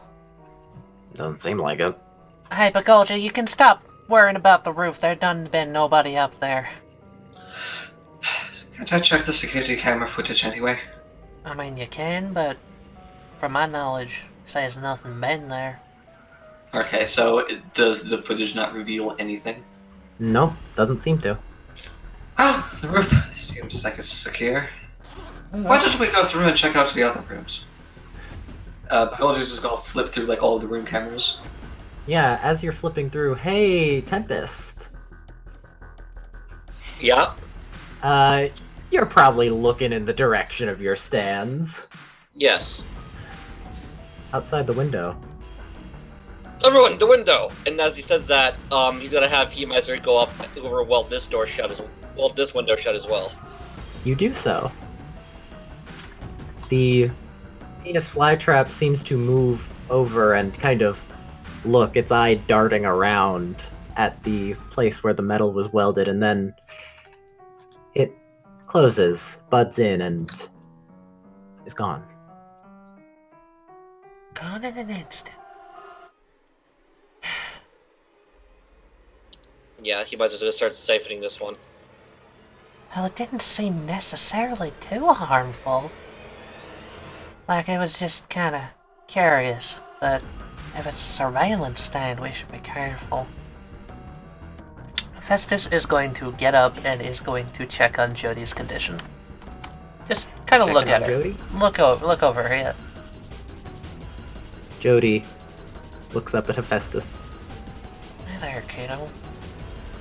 She looks pretty normal. Now, why you have nasty Venus flytraps coming after you? Jody reaches up. Right, just be gentle. Grabs nose. Well, at least the kid's not at stress. That's good. Hephaestus, can you do me a favor? Yeah, what? Do you think you could have men at work put a security gate on this side of that door? No, actually, I have an idea. She's, hey, Westley. Yeah? She's gonna lower the, construction hat over her face. And then she's gonna flip it up and do a scary face at Jody. I'm initiating an opposed roll against Jody. And as she does this, God. I'm gonna attempt to roll, bravery against her to frighten her. In an attempt to see if this is in fact her stand. Alright. Hephaestus, what are you doing? In her head, she's just like, there's no way that vine could just be coming from no one. What if it's the baby? Well, you do scare Jody, and, as you do so, disappears and is gonna bite at you. Oh, gee. You were correct. This is Jody's stand. Well, hey now, she jumps back. Yeah, the stand is biting at you. Okay, I'm wearing a hard hat. I don't need to defend myself. Small roll durability? Yep, roll durability. You take 4 damage as the stand bites you and scratches your arm. And the stand goes back. What in the... Jody is crying now. No, it's alright. She, like, holds a hand over her arm. Tempest is going to rock Jody, just kind of give her like a little bouncy kind of thing. It's okay. Hephaestus is an idiot. Excuse you? I think I'm onto something. Okay, everybody. I went through all the security camera footage. It doesn't seem like there's anybody on the premises. That must mean that they're outside. So, Tempest, you're pretty good at calming babies. Who would have thunk? Ways to calm babies? I thought that was standard. That's kind of just as I expected. She had a visceral reaction to being frightened. I don't normally want to do that to the little feller, but I'm beginning to think. Our parents were stand users, right? Yes. Yeah, both of them were stand users. That's correct. Now, can we please calm down the baby and try to come up with some sort of plan to find the stand user? Are you missing, like, the breeze for the trees or something? That you're picking up what I'm putting down? You're not picking up what I'm putting down. It seems like the house is empty. Begolji. I guess it would be a stand. This must be some sort of remote-controlled stand, being used from afar from the stand user. Begolji, I think you're being denser than the construction worker wearing soundproof earmuffs. Hey, what's that about my Okay. ear size? Alright, well, maybe the new recruit would like to fill me in on what I'm missing here. What I'm trying to say is I think it's her stand, Begolji. Begolji's just not going to say anything, just going to look over at the baby. Baby looks over at Begolji. I guess that would make sense. She points at her arm where she got scratched. It says baby stand. Oh, so the baby did that to you. It Okay. says baby stand. Yeah, this is baby stand written all over it. Arsene leans forward and rewinds the camera that was watching that so Begolji could see. Yeah, okay, I understand. Begolji's just going to turn off the TV. Okay, no need to freak out, everybody. No need to panic. Everybody calm down. Yeah. No more panicking. Begolji turns off the TV. But you can still see stuff on the TV. Oh, it's still on. Oh, it's playing a radio show. That's fun. What? One contestant is winning.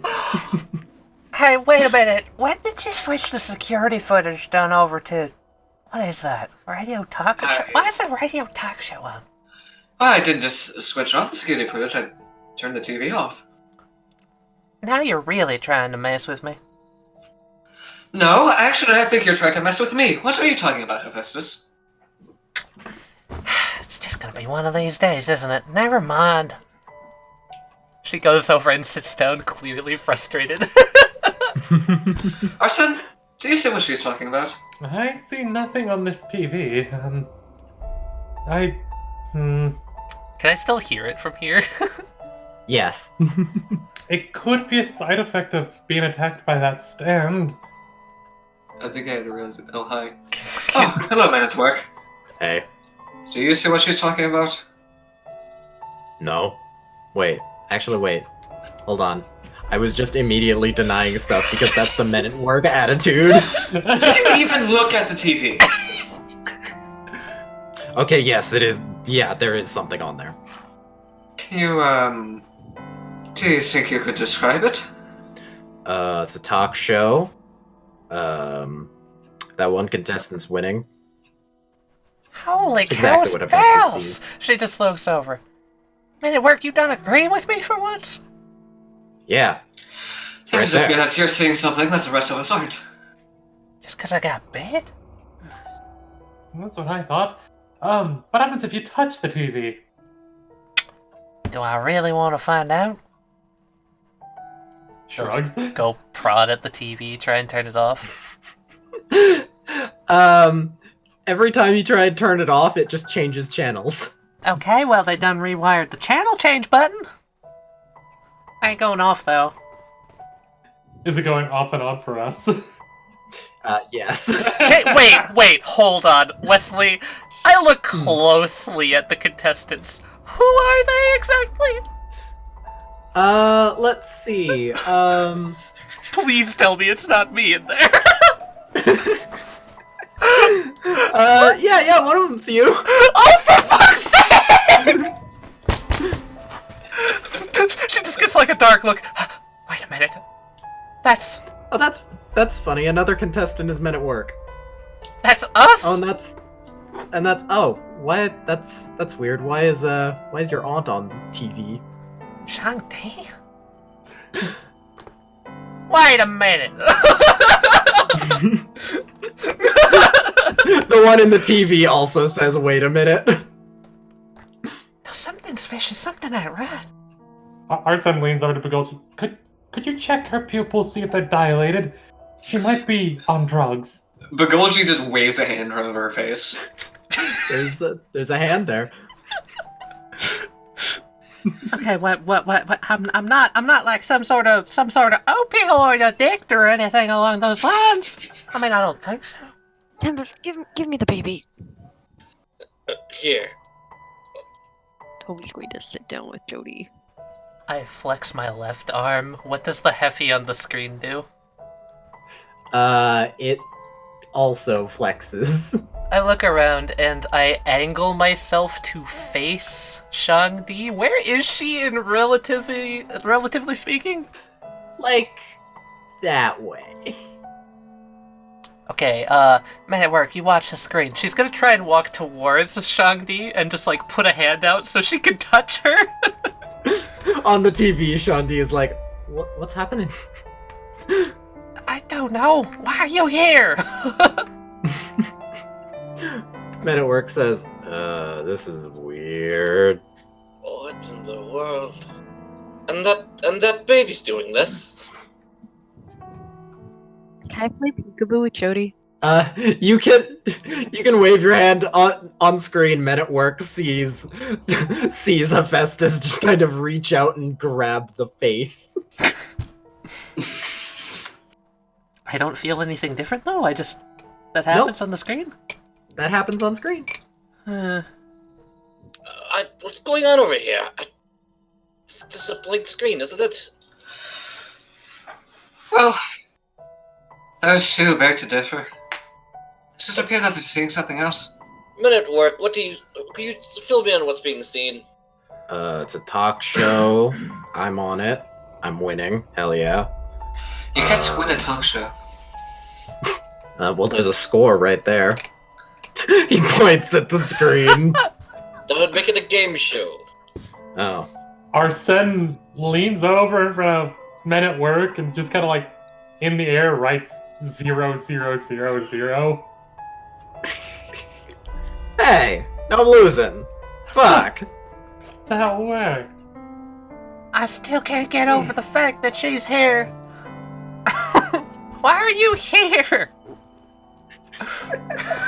She yells at this TV.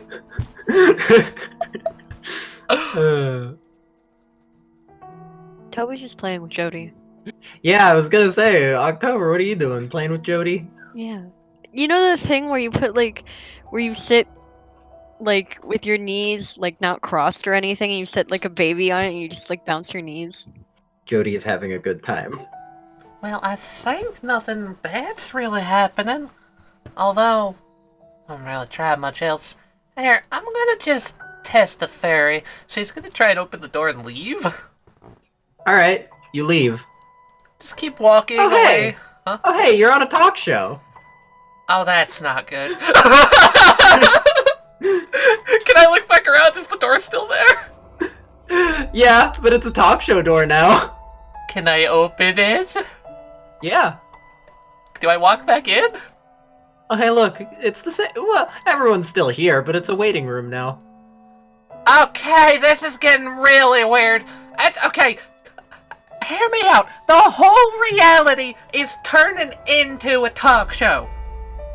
Huh, what's the matter with you? Man at Is work this... looks around and is like, what the fuck?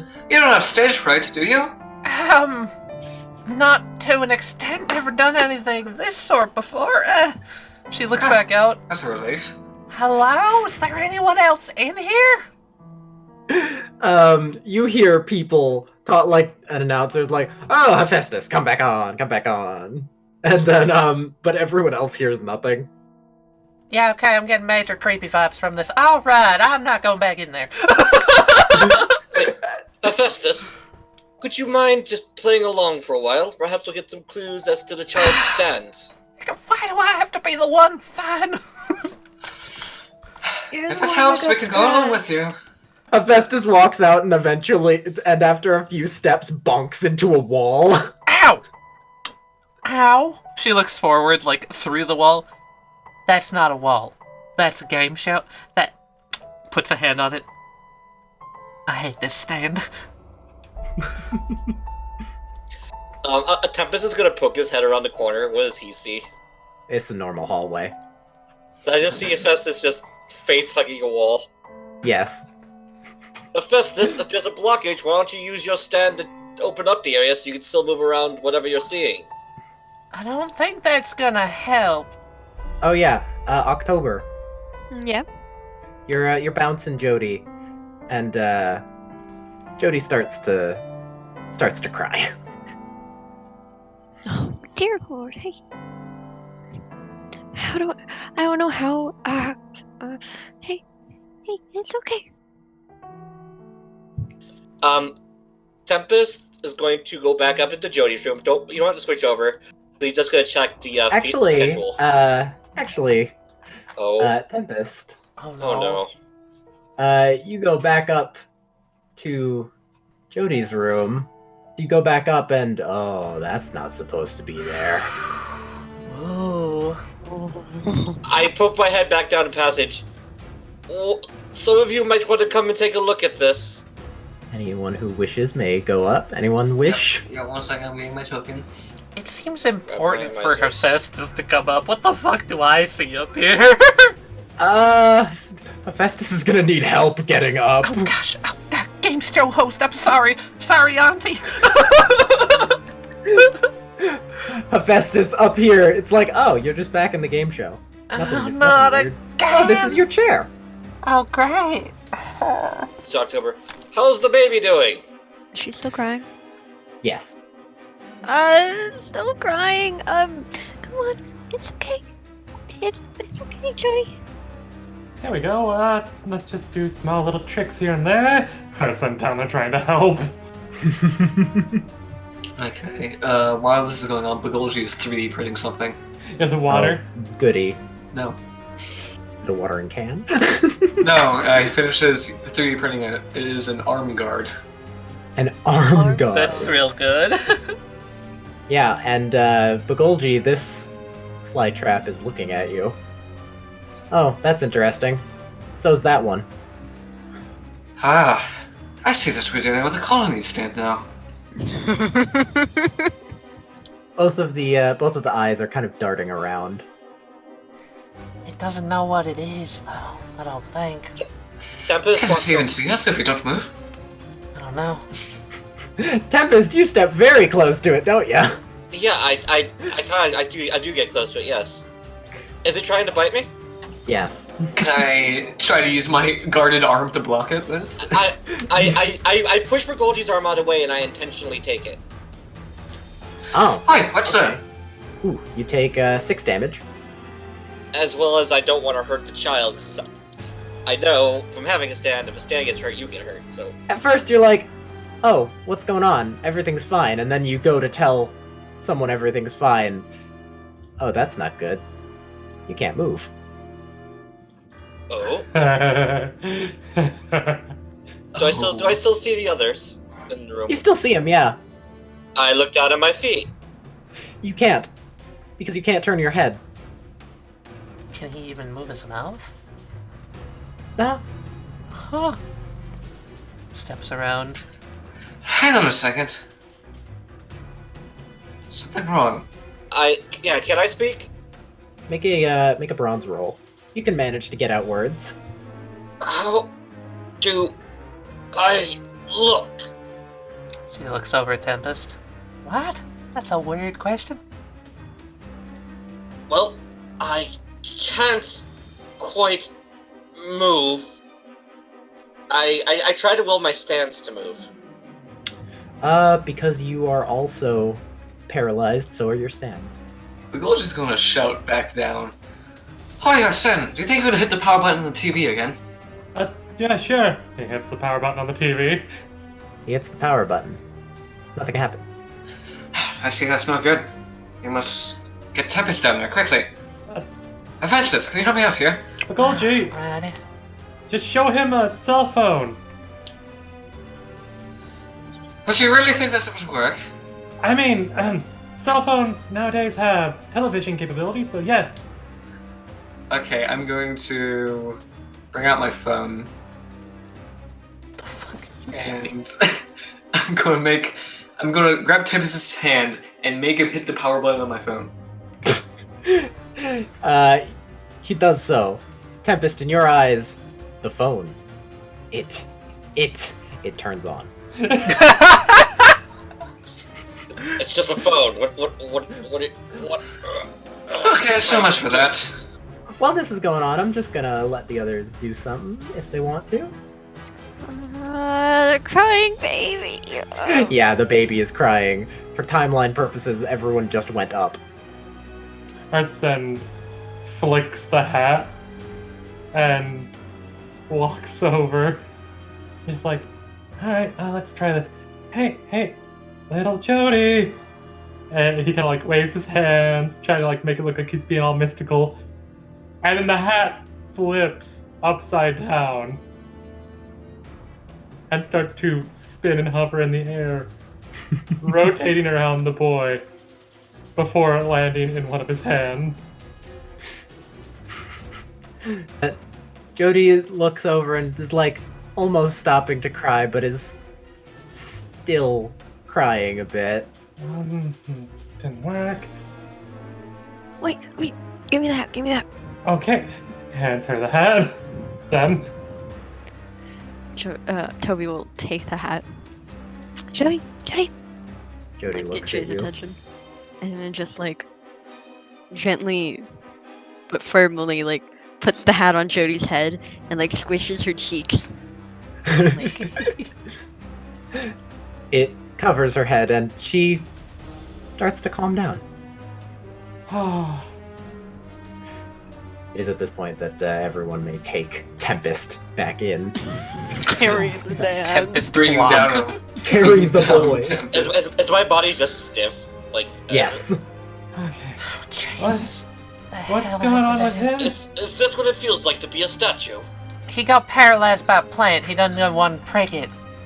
Oh yeah, Hephaestus. October has a really big head, and Arsene is standing on his head. What in the world? Are you guys hallucinating? She just stares, rubs her eyes once or twice, looks at October. I hope so. They might be. I'm not. Begolji, Toby, what if this stand has a sort of neurotoxin ability?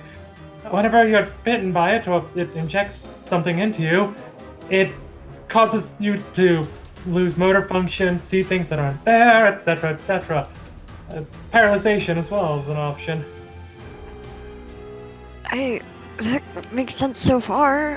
Did anyone check the schedule of if we need to do something for Jody? I was meaning to, but I forgot to. I was going to, but then there was a big mass of plants in the way. Oh shoot, we didn't even talk about Yeah. that. Yeah, the whole upstairs is covered over in Oh. vines! She flips! Yeah, vines are extending. I'm going to just kind of scoot Tempest over here.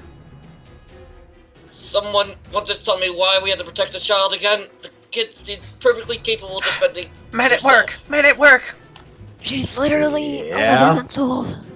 This wall, right here. It's Jonah's bedroom. I has an extra schedule just in case. Yes. Opens it up. Hephaestus, all you see is a schedule for a TV program, but everyone else sees that what's after nap time? Oh. Playing with the parents. Okay, so so I've been doing the right thing by playing with her. Oh, wait, hang on.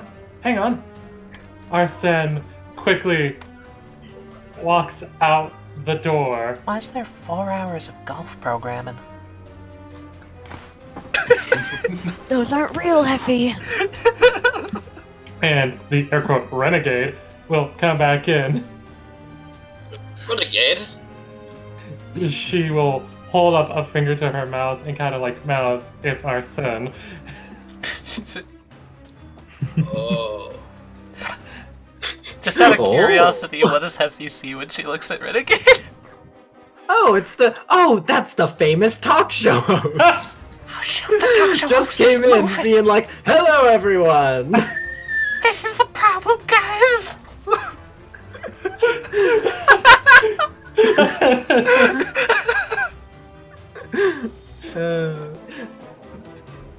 The baby stops crying, kind of.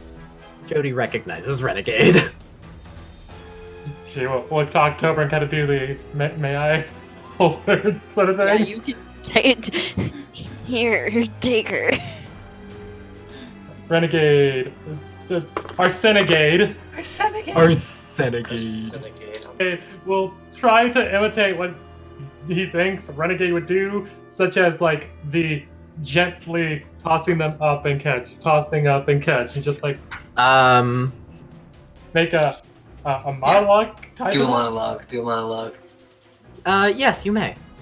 The stand has some form of, air quote, neurotoxin type deal that messes with a person's brain when they're bitten, causing them to get paralysis, see things they shouldn't see, etc., etc. So, Jody's stand. This is just Renegade's voice. Is just like, what the fuck?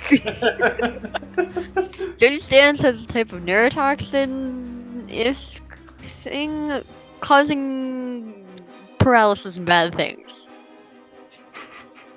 Arsene, you are correct. Yay! We'll lower the field. And you said you were playing like the throw-up game thing as Renegade? Yeah. You activate a villainous action.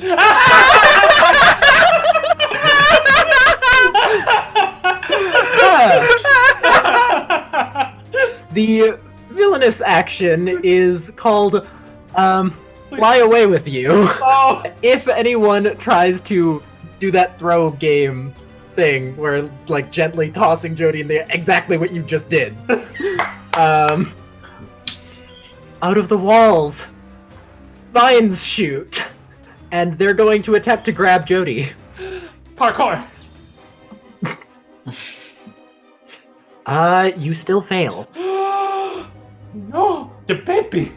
So the vines shoot out and grab Jody. That door that Arsene opened and everything. The vines pull Jody through. Oh, You're fuck. kidding me. Oh, great. She's been kidnapped. Kidnapped by who? Herself? I think this is playtime. Alright. Hephaestus is going to rip the TV schedule off the wall Okay. and just like kind of look at it, and she's going to try and use her brains to force through this effect, and as I do that, I'm going to monologue. Okay. This ability, something ain't quite right. No stand has an ability that's that damn varied. Tempest, I turned to stone. Me? I started seeing TV things. Stuff that just so happened to be like a talk show. I think the stand uses what it sees in its environment and switches that to that person's psyche. So, because it saw a TV, everything I see is also part of a TV. And just like in that room when there was that... I was looking all around the walls, Tempest became as hard as those walls. That's my monologue. That is your monologue. You are incorrect. Okay. Okay. One last thing. Begolji this whole time has been printing everybody armed guards. I'm okay with that. Which will give you a little bit of bonus when defending against an attack. Tempest! I'm gonna try to will myself to overcome the toxin and try to be able to move. Ooh. Wow. Yes, you overcome it. It takes a little bit of tensing your muscles, but you remember something that all places, something that is standard among all places. It's relaxation. Relaxation tape. So you can learn how to relax, and you use that to get through the paralysis. So you remember your relaxation training. Yes. Yeah, your relaxation training. I remembered my ocean breathing. What now? I'll explain it later. Why don't you try? First off, if you breathe a whole ocean. Rise up, brothers! Yes, boss. Yes, boss. We have a child to catch. He's gonna start heading out the way Jody went. So you get to the door. There are vines along the door. Oh, you've got to be kidding me. Normally, I'd just tear these out of the way, but I don't want to hurt the kid. Well, you don't exactly need to hurt the vines. Maybe a little bit of cold will act more as a deterrent than anything. What are you suggesting, Begolji?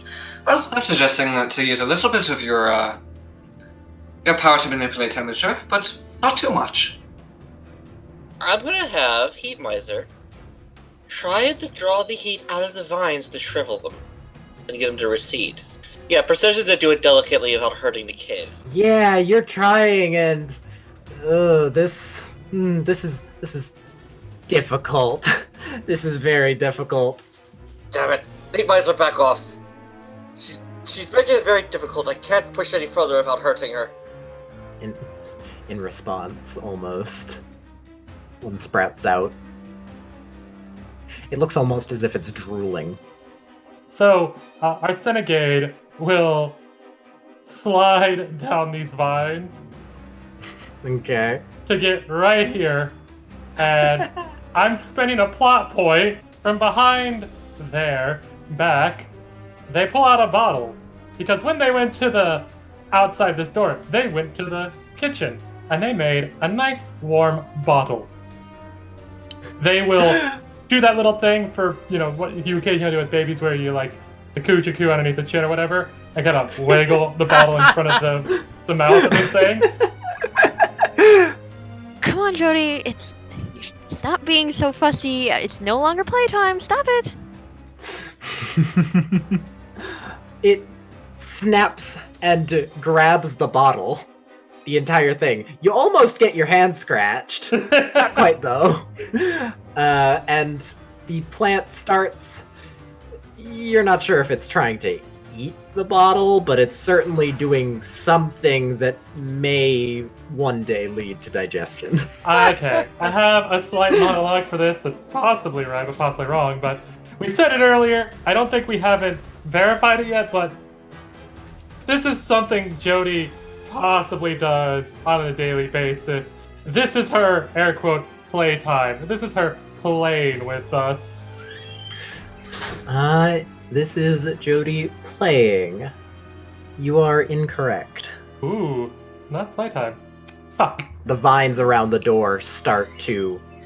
They seem to get a bit weaker.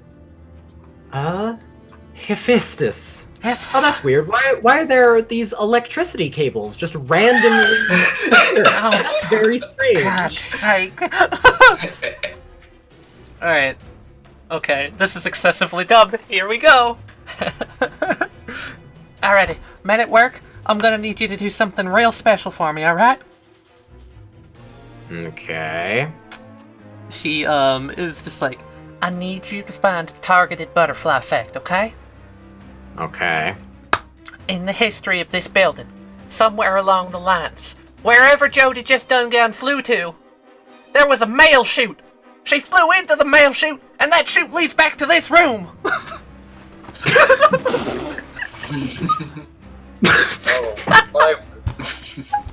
A laundry chute which starts in the room and leads back to the room. Okay, since this is Jonah's bedroom, he would have a laundry chute that goes down to the laundry room. So, there happens to be a laundry chute here, which either Jody comes out of or Hephaestus dives into. I think Hephaestus going down, because Jody did indeed get out of the room. Yeah, but I'm gonna say that through some twist of luck, Jody happened to end up there and then dive into the laundry chute. Make a laundry chute, and it ends up somewhere near where she came. That's good enough for me with how bullshit that was. Okay, she dives down and she's like, see you guys later, I'm going baby hunting. Hephaestus goes baby hunting. Tempest looks at where Hephaestus was, dumbfounded. Same. October! Okay, because she's a baby, and she has no idea what she's doing. So, this stand is kind of operating on its own, is kind of my theory. The poet is going to, with his beak and his fancy quill pen, he's going to write, if I write yarn ball, would that count? Just as it's not quite one word, it's technically a hyphenated word. Whenever I think of yarn, I immediately think of a yarn ball. Okay. So I'm just going to allow it to come out as a yarn ball. If I just say yarn. Yeah. Okay, that's cool. It is a yarn made entirely out of very thin yarn word. Okay, so soldier's gonna go there, and then the soldier is going to just be kind of stoic and be like, it's gonna do the bouncy thing to the shield again. Okay, Toby's gonna take the ball. and throw it at the shield, trying to hit one of the fly traps over here. All And right. since it's a yarn ball, it's Yep. soft. I just want to activate a roll. You bounce the yarn ball off the shield. It goes to the fly traps, bounces on one of the heads. They both try and gnaw at it. They're basically just doing the where something's just falling and you keep trying to grab it and then it goes up again and you do it again. They're doing that with the yarn. Oh, and I was monologuing. Jody is not actively commanding. That's not the word I'm looking for, but Controlling? the stand. Ah, that is it? Yeah. You are correct. This is an automatic stand. Yes, that's what I thought. There is one more bizarre point left. Begolji time. That last point, huh? Oh shoot. Did Hephaestus take the list with her? I might have. Oops. Yes, she did. Great. We would have needed that. Now I got to guess that now that the baby's been fed, played with, and had her nap time. Oh, TV time as well. That's what Hephaestus' deal was about. Maybe all she needs now is just a little bit of music. Okay, so these are the ones playing with the ball over here, right? Oh Yes. my They have a ball, God, you gotta do Have what a I think ball. you gotta do. Yes, Begolji still has his guitar. Serenade the child. Serenade the child. Okay, then I'm going over to these ones on this side of the room. What do they seem... I'm just gonna look at them first. How are they acting? They seem a bit snappy. I love this stand. Alright, well... That just occurred to me that I don't know any lullabies, but... With an electric guitar. I guess this will do. Begolji's going to start playing the bass line to a familiar song. Oh, what song? Roundabout. As it seems, this colony stand will only respond to certain things that, say, a baby would need. So far, it has responded to feeding, playing, sleeping, and watching TV. Now, if my hunch was correct, if we get the baby to fall back asleep with a lullaby, You... my monologue, by the way, was that, yes, that each of these groups of the Venus flytraps will respond to different needs that a baby would have. You are correct, kind of. They will respond to it, but that's not the reason why. So these are the ones... Okay. So the one that bit Hephaestus was in the TV room. The one the ones which needed to be played with were in the playroom. So it's not just randomly assigned to each of the plants. It's that it's all based on where they showed up. Well, does the lullaby seem to do anything to the plants? Plants do get kind of a bit more mellow. In fact, all of them do. It almost looks like one yawns. Maybe my hunch wasn't spot on, but I did get it close. Maybe it was location-based after all. The stand is getting tired, but it still doesn't like that Tempest made it cold. It's gonna bite at Tempest. Okay. Sleepy plant. Yeah, the plant seems to be real drowsy, and it bites, but you moved away like 2 seconds ago. Both Cold Miser and Heat Miser are going to touch the plants, and they're going to work together. You know that nice, comfy temperature? When you're just a certain temperature, you just want to relax and you just feel really discomfort when you fall asleep. Like a heated blanket, basically. Yeah. These two are going to work together in tandem to try to establish the perfect, calming sleeping temperature. We have That's good. reached I like- temperature perfection. You using 2 points is 2d6 keep 1. You establish it. You're both heat and cold miser. They're creating. You can even feel it from here. The perfect temperature. The perfect temperature. And the plant kind of bulbs back. Huh. Nice. Please tell me the bottle's gone. The bottle is gone. Yes. Oh. The vines are relatively weak now. Basically, anyone can just kind of. Yeah. I'm Get going through to 'em. gently move the vines so I can get through the door. We'll expect changes back to the Arsene voice for a moment. Should I go and find the baby? Yeah, baby and not Arsene, Heffy. Okay, Arsenegade will parkour wall run using the spin in the air quote wraps on her feet, but it is actually in the shoes that are underneath. Nice. Roundabout. Oh wait, Heffy's the one hallucinating. So yeah. So yeah, Heffy. Hey, this is the theme of that show. Oh gosh, it's got its own theme song already. So out of a newly crafted laundry chute comes Hephaestus. Dang! Oh, that ain't the laundry room. Oh wait, that's a baby. Yeah, although this isn't a laundry room. This is this is just a really big hallway to a really big talk show area. Alright, so what is Jody on right now in my deluded eyes? In your deluded eyes, one of those forklift things. Oh, that's not safe at all.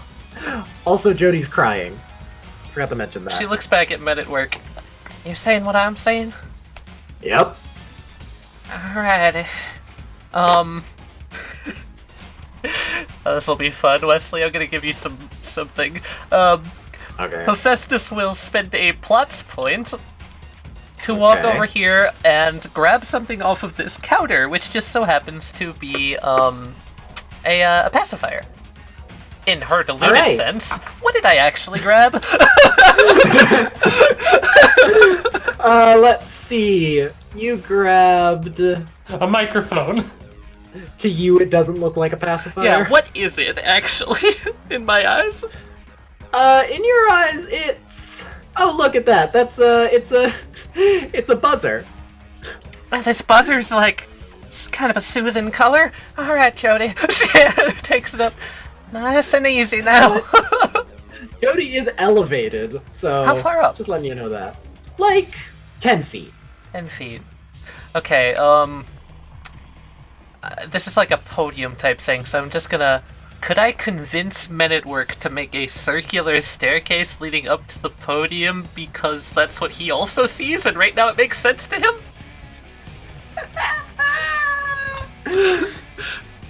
That's really funny. So like stairs appear out of the ground as she walks up towards Jody.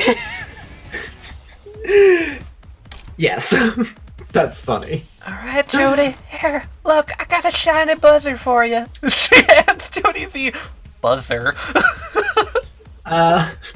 Jody looks over, all crying. You kind of hand it to Jody. A bit afraid to get too close. Don't want to scare her anymore. But she kind of like goes over and takes it. There you go. Now, just don't press that, it might make a loud noise. There's still this staring at you. What does it look like to me? Earlier you saw the vines as electrical cables. Oh gosh. So is this just a spotlight? Yes, it's a spotlight with an eye in the center. She looks at it, she remembers back to what Dawn said, she's like, wait a minute, I'm supposed to watch out for the spotlights.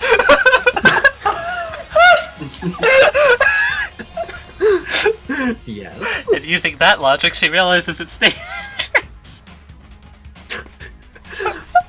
With that, who shows up but a very dapper gentleman. Tempest Wynd. Hephaestus! She turns around, trying to calm her down. Hephaestus, idea. I think the kid just technically ate, perhaps trying some burpees? Perhaps the kid needs a burp? I don't know. Jody, what do you need? She looks at, the list. I can make no heads nor tails of this thing. She's gonna fold it up into a paper airplane and throw it back at Tempest. Tempest, you catch the schedule. I open, I read. What's supposed to happen right now is playtime with parents. That's what this is scheduled as. There's still apparently supposed to be playtime with parents. Hell, is anybody done trying to get her? How we done do that? She don't have those no more. About how long ago has Jonah died? Was it the previous day? Not the previous day. Previous few days, let's say 4-5 days ago. I don't know. Pick her up and, I don't know, play peekaboo of her or something. You want me to touch her with this done snappy boy over here? You don't need to touch her to play peekaboo. Have you never played peekaboo in your life? Oh, I don't know, man. Is that something everyone experiences, Tempest? Because I don't know! I thought that was pretty standard. And who runs out but Joseph. I had spent a plot point to have studied Jonah just long enough before we came here so I could imitate him. And coming out, Josen, using his shoes again, will ride the vines. are you going to monologue while you're doing this? I figure she really misses her dad and mom, and this is kind of her having a bit of a tantrum in a way. The stand is going rampagey because she's looking for them. I'm sorry, Jody. I understand that you're just looking for your parents.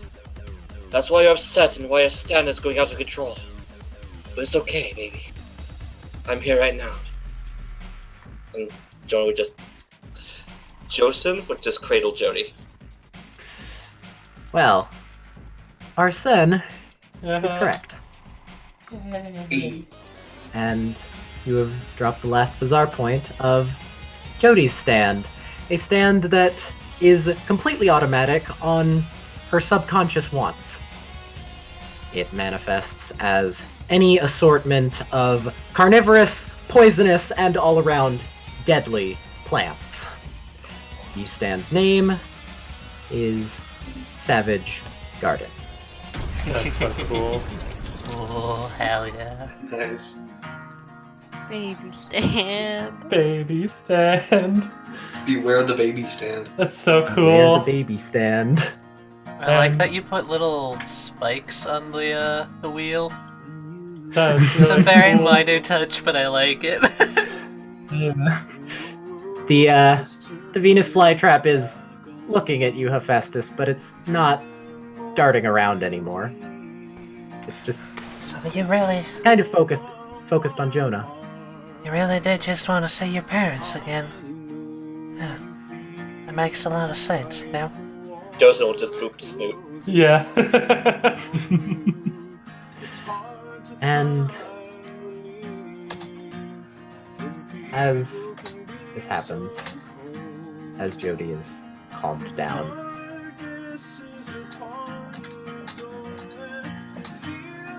the platform lowers.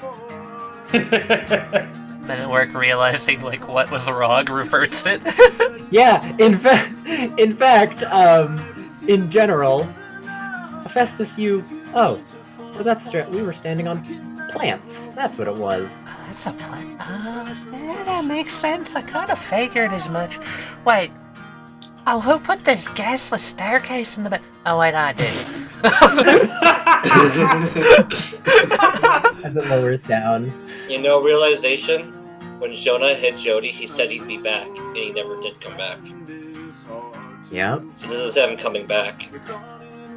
And Savage Garden slithers over and kind of like how a cat rubs up on someone. It does that. To Joseph. Yep. Justin will pat its head gently. Oh, look at that, a man at work. I think it's something kind of beautiful. Yeah.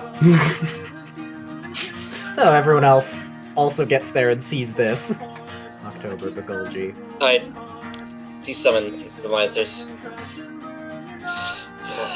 She looks up the staircase at Tempest. And the others, "Hi everybody, I think it's alright." So it would seem. But Yeah, we're making our way downwards now. But does that mean that every time she goes berserk, Jonah would have to show up? Jody was scared of all the new people. If her dad introduces her, then it'll probably be better. Yeah, that's what I was guessing. This is probably just a one-time thing. I hope so. Richard, if I may. Yeah, go ahead and introduce everyone. It's Justin. Hey, Jody. You should meet all the new people. We have Hephaestus and Tempest here. October, you already remember Begolji. I gotta go away for a while, and I'm not sure when I'll be coming back, but they'll be taking care of you, okay? Jody I know. grabs your nose. Oh yes, I know, you miss. But I'll be back someday, whenever I can. But be good for these people, okay? I trust them. They'll take care of you, so you can trust them too, alright? Just, please, be kind. Just be a good girl till Daddy comes back, okay? Jody stares wordlessly, as babies do. Imitating Jonah, I assume Joseph would give Jody a nice little hug. Yeah, and then carefully and gently hand her over to probably Tempest or October, since both of them seem to be doing really good with her. Tempest would come up and accept the child. And after the child is handed off, he would do that thing where the dad would pick up the hat, ruffle the hair, kiss the top of the head, and put the hat back down. And turn around, give everyone a bow, and give like a sort of exit thank Everyone, you. I leave her in your care. Good luck. Jody, be a good girl. And Josen will walk out the door, and as soon as the freaking door shuts, everyone hears a thump on the ground. World? Hey. Arsene, are you? He's hyperventilating.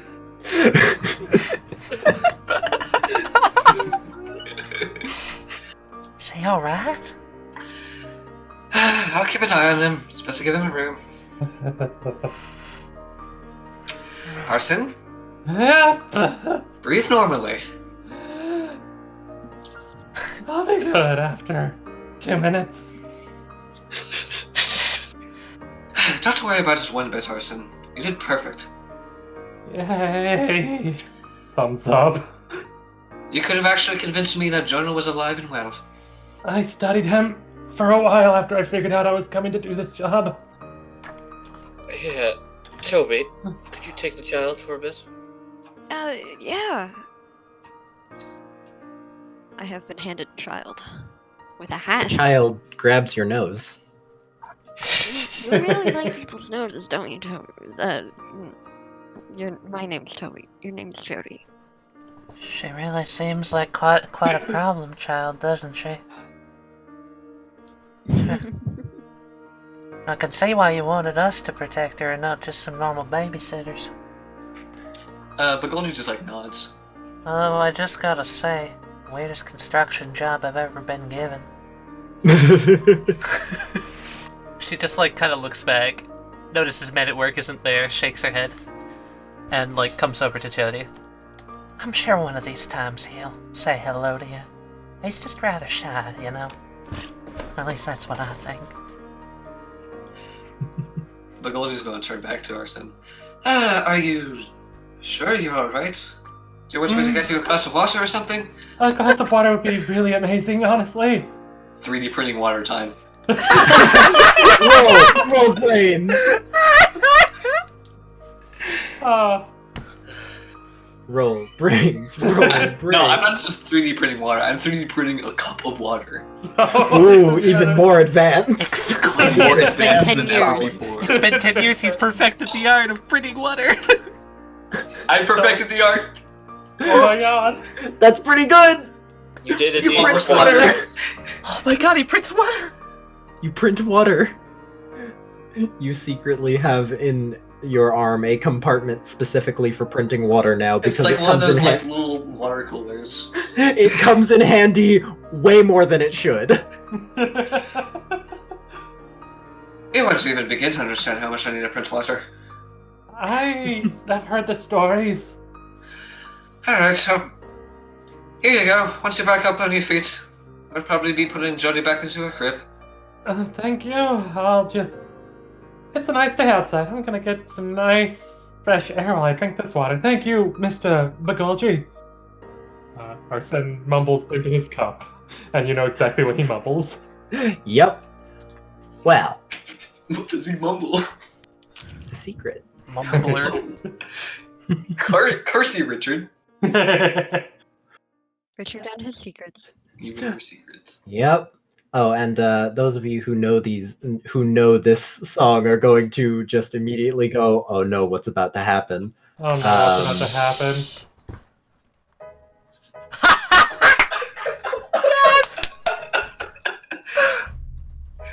Oh no. It's a normal shift for Jeff Line, a former member of the janitor gang, working now at the local corner store. No one else around. Sometimes they get a few customers, but I mean, really, who goes to a corner store at 4:30 a.m.? And then he hears something outside.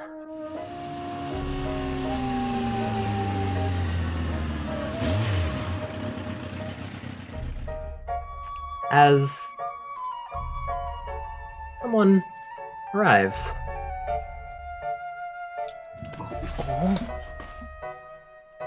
What? A biker, it seems. Walks over. Grabs some chips. Walks back over. Sets it down. It's a bit weird. There's a policy that people have to take off their helmets, but that's pretty dumb, so Jeff doesn't enforce it. He sets the bag of chips down, and that'll be 299 yen. The man in the helmet swipes a card and signs. The signature pops up on screen. It says, Mr. Sky. Well, have a good day, Mr. Sky. Jeff hands them their chips, but they don't leave. Can I help you, bud? Mr. Sky points to their face, then points at Jeff. Is there something on my face? Sky nods. Jeff tries to wipe his face. Did I get it? Sky shakes his head no. Jeff wipes again. How about now? Sky shakes his head no again. Jeff wipes really hard, and then Sky holds up a hand and motions Jeff to lean forward. Oh, you'll get it? Thanks. Leans forward. Mr. Sky gently wipes Jeff's cheek. Did you get it? And Jeff's Line's head explodes. Falls onto the ground. Mr. Sky looks at the gore that was Jeff's head, gives an okay sign as if to say, got it. Mr. Sky jumps over the counter, punches the cash register, grabs everything, does it similarly to as well. And before going to walk out, stopping for a moment, walking back over, grabbing their chips, and walks back over, gets onto their motorbike, and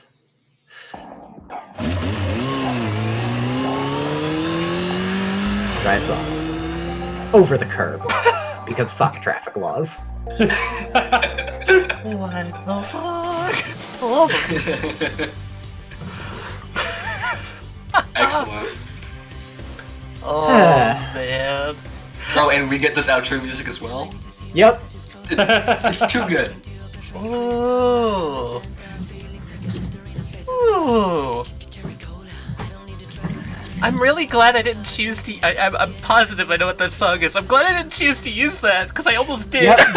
So, fun fact: the reason that I chose this ending, this was a JoJo ending. This song is by Savage Garden.